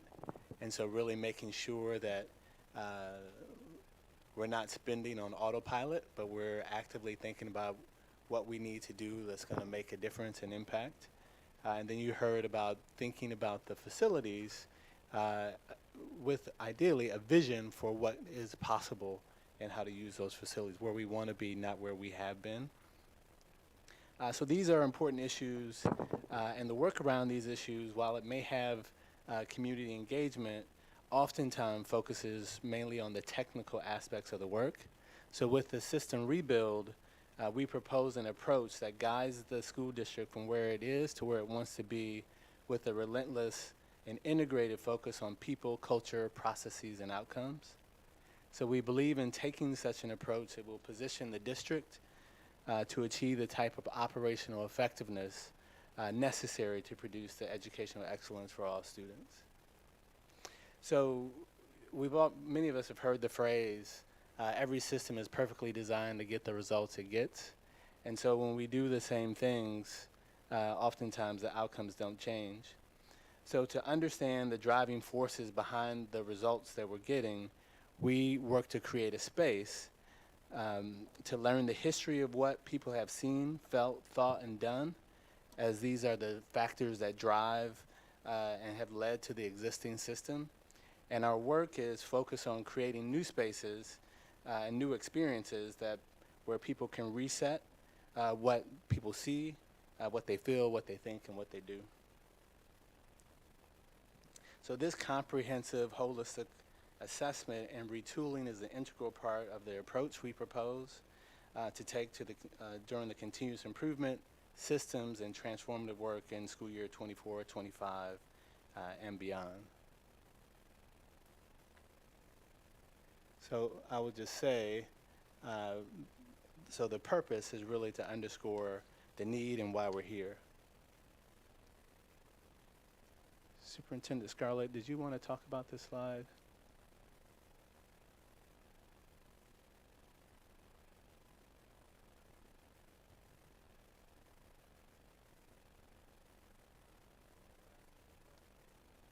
So this may, I'll go to this one, maybe better. All right, that one, yeah. So our board is aware of my different evaluation goals, and this is one of the goals. We just talked about it before around organizational effectiveness. Excuse me. And so you see the goal there around the opportunity to analyze and evaluate the current organizational divisions, systems, and structures and processes. And just as we discussed earlier in my formative discussion around my updates, I've spent a lot of time looking and evaluating and looking at the roots of the system in order to understand why our system operates the way that it does, and to be able to see the system that's producing the outcomes. And we all agree that we need better outcomes for our students in St. Louis Public Schools. And so as we focus on this area of goals for our system, but they're not just goals for me, they're goals for the entire system that moves us forward.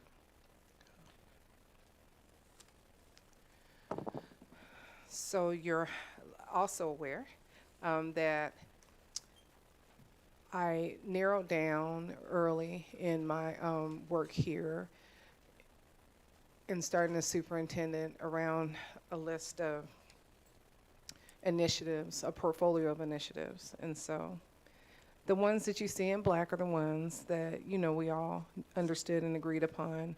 Of course, our Literacy for the Lou is our flagship initiative, having predictable and efficient outcomes. And we focused on two different areas. One was around procurement, and the other area was around transportation was one that we focused on. The development of a 5-year strategic plan, and then really focusing on our strategic communications with a particular emphasis on Literacy for the Lou, since it's our flagship initiative, and also Proposition S, and how do we engage stakeholders in the value proposition or the return on investment, their tax dollars at work. The last activity was around instructional leadership and vision, the development of PD plan. The board told me they had never received a PD plan before, and we've been working through that process as a district this year. But what had happened was all these red things came up. So we start down one path, and then all of these fires started to come. Transportation didn't just become an aspiration for the 25-26 school year of us changing and making changes.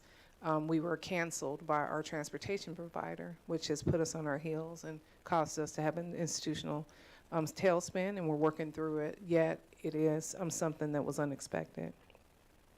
Chief Banks just spoke about the ERP system and the payroll system. I will say it here that she really helped me to retain 2 employees that are vital for our payroll system that can navigate between the 2 ERP systems. She already spoke about that as being untenable for that.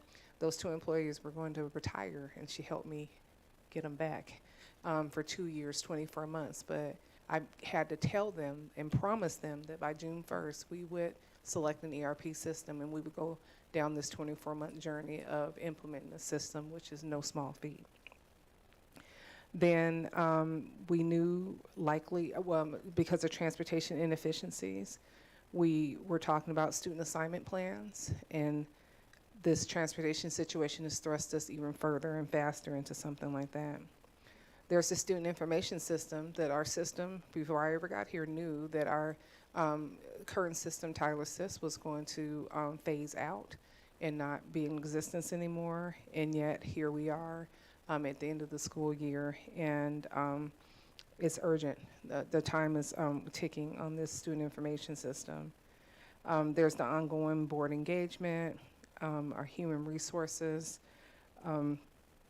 areas around real estate. We found out some things with real estate that needed to really change. both publicly and in our transparency, but also our internal processes within that. And then on Proposition S, you know, the timeline that puts us behind, like we're just now getting our facilities capacity analysis. And so it doesn't allow us to be as planful when we receive those resources, but need to be able to move forward. And so our team has had to make some decisions based upon their best thinking, their best knowledge, what I think is supported by the facilities capacity analysis, the most current one. However, having that in advance or earlier upon the approval of those funds by the taxpayers would allow us to have a larger return on investment and allow us to really keep pace with our timelines. So this is a summer of work. There is so much work happening because we're trying to catch up. So just giving you sort of an idea around the, you know, you're going down one path, seems like things are going okay, we can get there, and then all of these red things are the fires that start to come up. Thank you. So going back to that statement, every system is perfectly designed to get the results it gets. These initiatives are super important. No one would argue that. But just simply completing the initiative doesn't put us in the transformative state. It keeps us at a steady state. So how do we build a foundation for organizational excellence? In my experience, a district's foundation to achieve organizational excellence is often incompatible with the board, community, and leadership's aspirations. This has been my experience since I've been working with St. Louis Public Schools and the superintendent. Some of you have mentioned it today, that there are examples operationally, financially, externally, that the board has shared, cabinet has shared, the superintendent, that the foundation is currently not supporting the type of consistent performance and outcomes you and the community want. So in year one of our work, we will focus on strengthening your foundation, or what some of you have heard me refer to as your operating system. As the foundation or operating system gets stronger, we believe you will start to see outcomes improve at a faster rate. So how do we build organizational excellence? In my experience, the reality in the school system is that when fires occur, they often raise anxiety, stress, and tensions, which can adversely impact collaboration and culture. So our approach to building organizational excellence involves building an understanding about the science of the mind and the nervous system resiliency as tools to help leaders navigate these difficult circumstances with more impact and well-being. This approach is unusual in technical projects, but in my experience is essential to creating the conditions for the healing that needs to take place. And so when that healing takes place, people can work collaboratively to put out those fires. So as many of you know, we began with the procurement project. We use this nervous system resiliency approach, and I don't want to over-represent its impact because we did one training, and there have been a number of factors at play, but I believe it helped open the door to have more candid conversations. So when we started, you see there were vendors who were unpaid, a lot of dissatisfaction. We had the training. We've started doing weekly cross-functional team huddles, monthly process improvement workshops, and this foundation has really helped to create more candid conversations among the purchasing work group that has strengthened our ability to work through challenging issues. And so one example that I'm proud to share is that when we first started, we had just understanding of the number of purchase orders. You see there in the bottom in the black, we had roughly 1,400 purchase orders that were open, but with the collaborative work, we were able to have teams come together and dig into what were the source of those open purchase orders and to form work groups aimed at driving down those purchase orders at a much faster rate. So we intend to build on this and expand this type of work in the proposed system rebuild.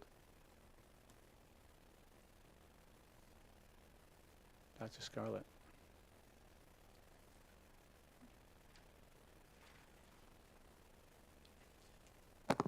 So as we get to this, you can move to the next slide. So I'm a little bit redundant since I talked about it earlier. But we've been talking and doing even public during work sessions and also during our retreats, really focusing on the governance core and really enacting this book. I first heard about this book from, the board itself, and then Janet Tilley has worked with us on it and reading through this book and really looking at the different aspects of that. Even during our last retreat, we talked about this moral imperative, this shared vision of the board on not just aspirationally what they want to have, but what the board is committed to for our students and the type of outcomes we want to have for them. Then also, we talked about systems thinking and strategic focus and the deep learning and manner. That systems thinking part and strategic focus becomes so important when we're talking about the transformation and the rebuilding of a system. We can't just tinker with the system. We have to do the transformation. That means creating a new system. Now people are like, we need to just tear apart the system. Well, we don't have anything that replaces it. And so what we are doing is ensuring that we're moving things forward, but also growing the system at the same time. So having that systems thinking mindset about how do we work together in governance, the 7+1, with me as the superintendent, to really move our system forward and have the type of transparency for that, and always having aligned to the board priorities, to our goals, to our strategic values, and to that strategic focus that even Chief Banks highlighted that is guiding our financial decisions as we move forward with our budget and how we're using our resources, our time, our finances, and our people in ways that are productive for the system. So just to give you a little context, a bit more context about where we are right now. So you all have seen the announcements of the different cabinet members. We are starting anew pretty much with the cabinet. And so we have a lot of new hires in the system. And these new hires come with their own sort of, understandings in their own context, but we have to get them connected to the context of St. Louis Public Schools to really understand. And this picture just shows like the tip of the iceberg. Even myself coming into the organization, I can only see the tip of the iceberg. I'm still not really far below the surface, honestly, within that, even after a year, because it takes time to really understand the complexity of the organizational history, the triumphs of an organization, but also the issues and the problems that are at the root of a system failing to thrive. Then there's that need in understanding for transformational change. So the nerdy part of me is obsessed with Lord of the Rings. You may not know that. I've watched and read every book at least 3 times. And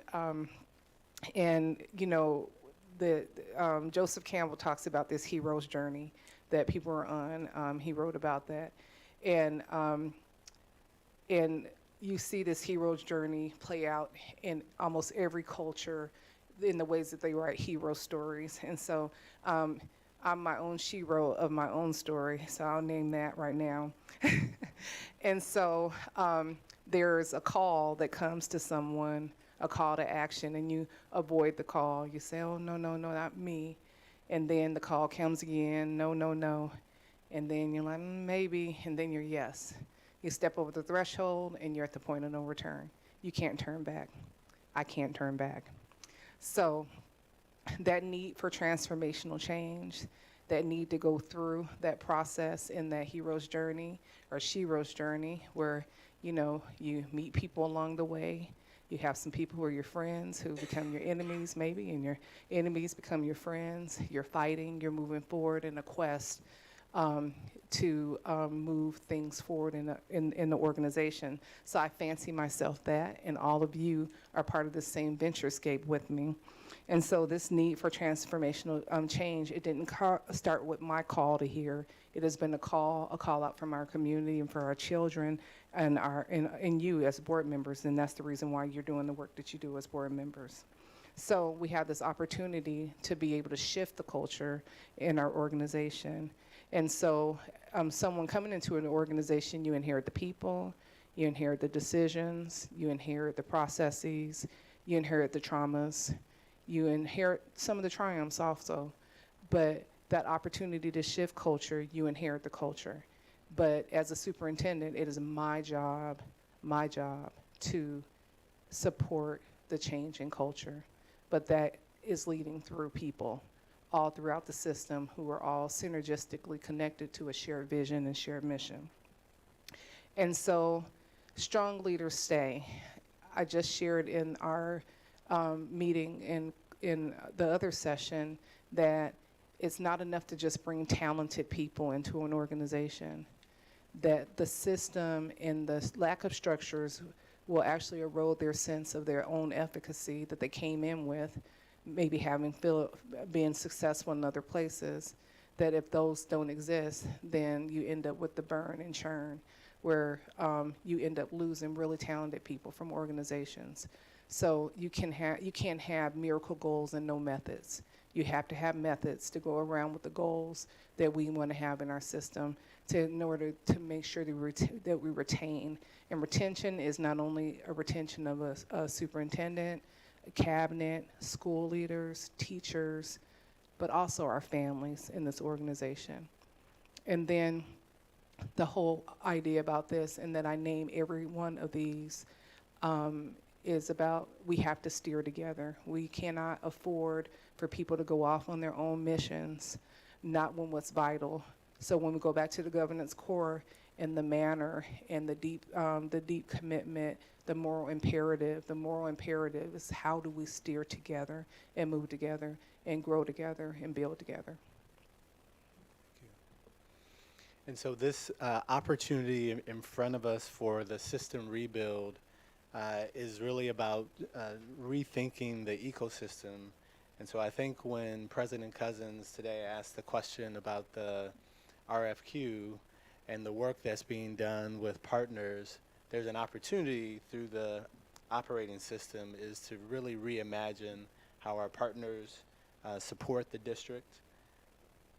And this supports the facilities condition assessment as well as the curriculum and instruction material work that's underway, the citywide plan that's underway. There are all these things happening, and the system rebuild is about how do we make sure that they integrate and are cohesive, and they combine to form a coherent whole rather than a gigantic mess. And so moving into this system rebuild, we envision a 5 to 7 year transformation process. And it would start with a 12 to 18 month, what we call initiation phase. And I think just thinking about the aspiration of this, there have been for decades many attempts that have failed around transformation, but those haven't had necessarily a comprehensive approach. And so the accelerator would undertake the roles that, in my experience, typically tend not to exist. So there's a significant undertaking with many moving pieces. How do we orchestrate and coordinate those different actors to set the district and community up for success? We would play multiple roles, and so the accelerator will lay the groundwork to begin with, to initiate the work streams. It will stabilize key processes to enable the rebuild. So all those initiatives the superintendent mentioned, with those kind of fires, it's hard for the cabinet and their teams to really take a step back and think strategically, because it's all about how do we keep the ship afloat? How do we expand constituencies in support of the rebuild? And how do we continue to build leader capacity to enhance, to lead the system rebuild? And so the facilities condition assessment, to me, I feel like it was a great setup for this conversation. So if you can remember all the things that the gentleman mentioned about studying the facilities to make sure that facility was going to be in the best condition possible, the operating system or system rebuild is really looking at, you know, our decision structures, all the things internally, our culture, our processes. We have, according to the budget, over almost 3,400 employees who work in the system. Do they know the policies? Do they know the process? How do they make decisions? And which decisions are they making that should be bubbling up? And so the operating system is really about rolling up the sleeves and making sure those things work efficiently, coherently. So it all comes together. So we manage the interplay and orchestration of all these moving pieces and the people who are moving them. We intend to have a local team support this work, and our aim is to integrate the plans for this work into the planning and calendar for the upcoming school year. And so our proposed budget for this first year is $6 million. We have talked with the superintendent about the district contribution of $1.25 million. And just walking through the budget, the local accelerator team would be $2 million. They will be on the ground. So as you think about we're rebuilding a new system, those individuals will be working with not only the district, but those partners that are committed to this rebuild and supporting that new way of work and building those new systems.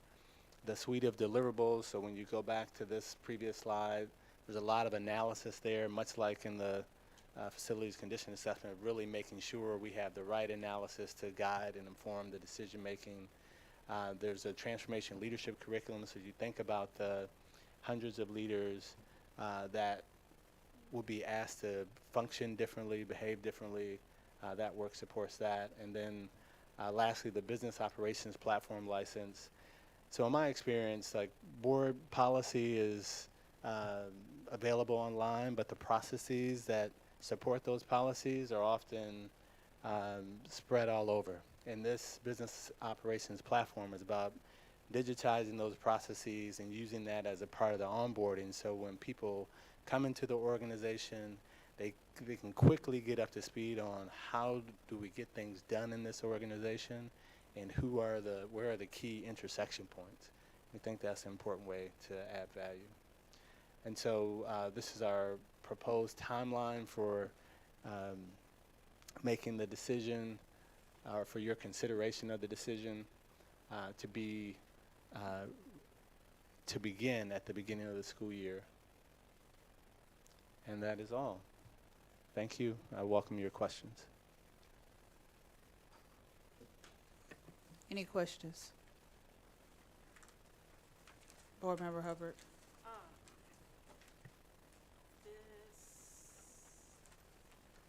So the estimated budget says it's for the initiation phase. Is there another possible phase, or can you talk about how that plays out? So the 5 to 7 year transformation process, it begins with a 12 to 18 month initiation phase. And so after that, there will be ongoing work. And so, for example, and I'm making this up, but right now you're doing the ERP, the student information system. You may find as we're looking at the technology architecture, there are other things in the technology architecture that you want to enhance. So you may need a new instructional management system. You may want to undertake a number of things that would begin to fill out what that budget looks like in the subsequent years.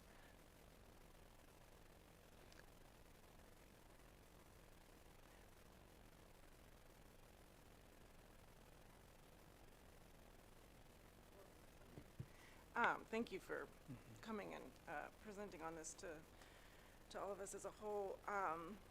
Going off of that question, so if a initiation phase, that you mentioned would be $6 million, do you have an estimate at this point in time of what the total amount would be for, say, phase 2 or phase 3 moving forward? So for the 3-year plan, and this, I will write this in pencil, not in pen.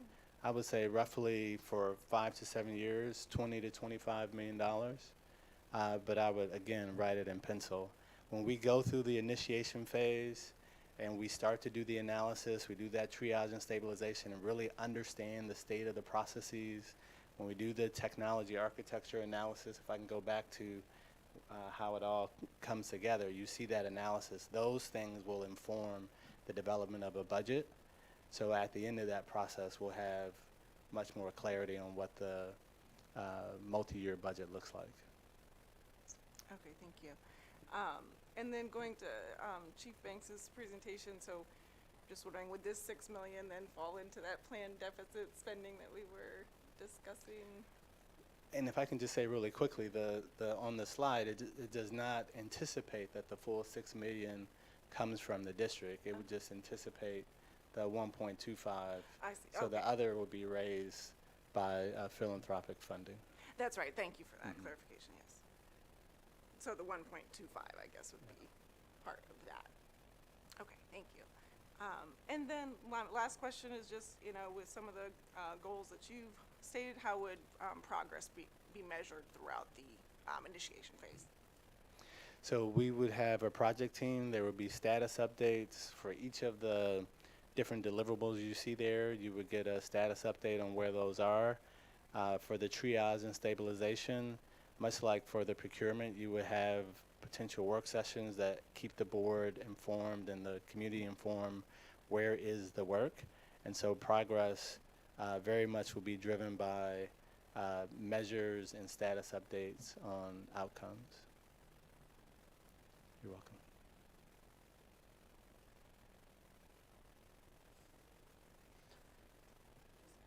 Any other questions? I have another one, sorry. Go ahead. Can you talk more about the local accelerator team and how many people, what they're doing? So we envision 7 people as a part of the local accelerator team. So there are 3 people who bring kind of the process improvement expertise. And so that triage and stabilization that you saw on one of the slides, we believe there are 20 or so core operating processes that those 3 specialists will be working with cross-functional teams, mapping that process, listening to the pain points, being a part of that digitization effort so they can stabilize. So for example, for procurement and working with the finance team, that cross-functional team really quickly began to say, okay, here are the pain points and here's how we lean into those pain points. So to be able to say, we have X number of invoices or challenges with one vendor, we're not sending those to the schools saying, hey, can you solve this problem? We're going to the one vendor because we have much more pinpointed understanding of what the issue is. So those 3 specialists will be doing that. There will be data teams. So across all the partners, there will be a point of contact around data. And so oftentimes when there are many different partners, you can have contradictory data out in the community. So as you're trying to build a public narrative and people hear different data, different things, it just creates confusion. And so that point of contact will be working with the partners to develop the data story that supports a public narrative. There's another point of contact that will be working with communications and marketing leads to actually create the constituency building narrative and to have the constituency building campaign that can go from top line messages to on the ground, can we get to the people we need to get to understand, to listen and to share information.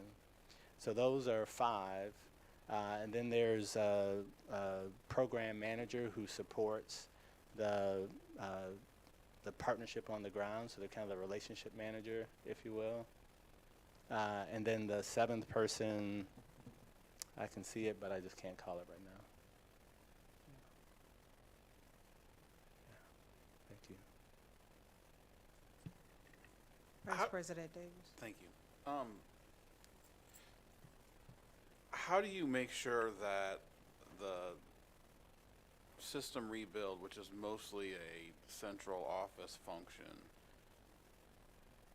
makes its way into the classroom? So our students and our families and our teachers are going to benefit from it? So I love that question. So kind of a roundabout, long-winded answer. So the system rebuild, if it starts as a central office initiative, it should not stay that for very long, because it's ultimately about getting the ecosystem to work differently. And one of the slides that I'd like to share that I haven't shared here, the root of the operating system rebuild is designed around the user. So we are rebuilding, looking at how do the students actually use the system? How do the parents use the system? What are they asking for? So there's a greater orientation to, hey, certain kids don't come to school that many times. Doesn't mean they don't want to learn, they just don't want to come there to do it. And so we're thinking about that differently. And so we have listening feedback loops. When we have on the local accelerator team, they're supporting design groups, the steering committee. On the design groups we envision we'll have students, parents, community.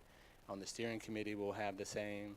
And so they will be integrated into the entire planning process. So you've heard like from the strategic plan, they're going to do something similar, facilities condition.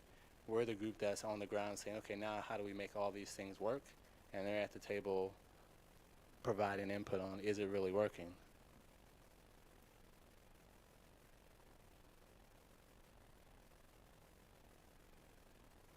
Any other questions? Thank you so much, Mr. Wright. Thank you.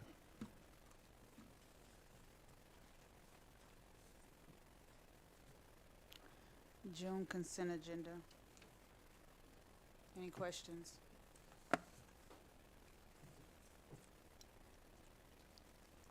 Board member report. I want to give a report or acknowledge the two most participating awards to Dr. Scarlett and Board Member Jones, Secretary Jones. If I'm not mistaken, I think you guys attended every graduation held for the district and pretty much shook every graduate hand and congratulating them. So I want to make sure you all were recognized.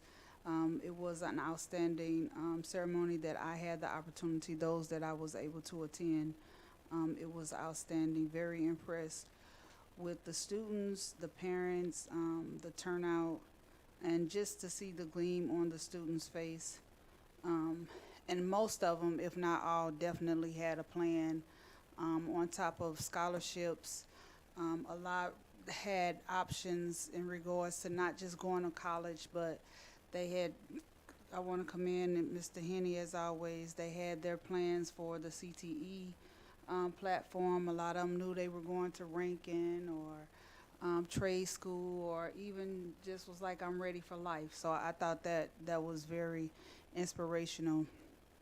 I know I had reported before that I had the opportunity to attend Clyde C. Miller's track meet a couple of times, and I always wanted to commend the coach, Miss Chelsea Nash, or Cheese, I think I'm saying her name right, Miss Nash. She's always been committed. I just love the passion that all the coaches have had with their students. But these were the first time runners, and the young ladies actually made it to state. First time ever running track. One young lady actually broke the school record for the 4x100. She made it to state and she placed. Miss Angel Mimeth placed fourth and she finished, and she broke the new school record. So I wanted to make sure these young freshman ladies were recognized and being able to actually not only compete first time, but they actually went all the way to state. So I thought that was very commendable, and that's really hard work on behalf of the coaches and supporting the young ladies. They went out of their way to do fundraisers to make sure that the children were able to partake in something such as that. So I wanted to make sure they were recognized. Any other board reports? Secretary Jones. Thank you again, President Cousins, for the acknowledgement on attending. I missed one. Sorry, kind of babysitting. But I just want to give a heartfelt thanks to the parents and the staff that assisted our young people over their 12 years of education.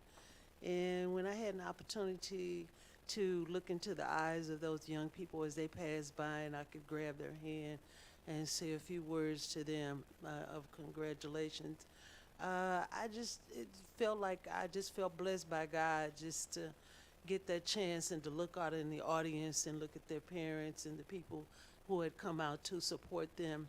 But what I felt was so moving as well is some of the young people that came up, and even though there were a few that weren't sure, of course, when you're 18, you're still really not sure of life sometimes.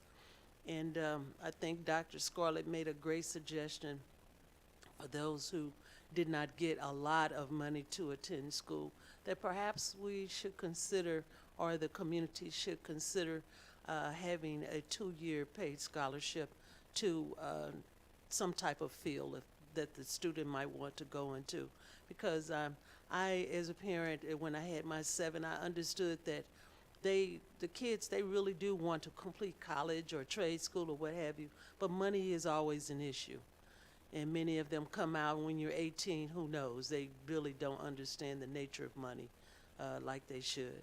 So I'm just hoping that there are companies out there that will assist the district with providing 2-year scholarships or something to our young people who graduate.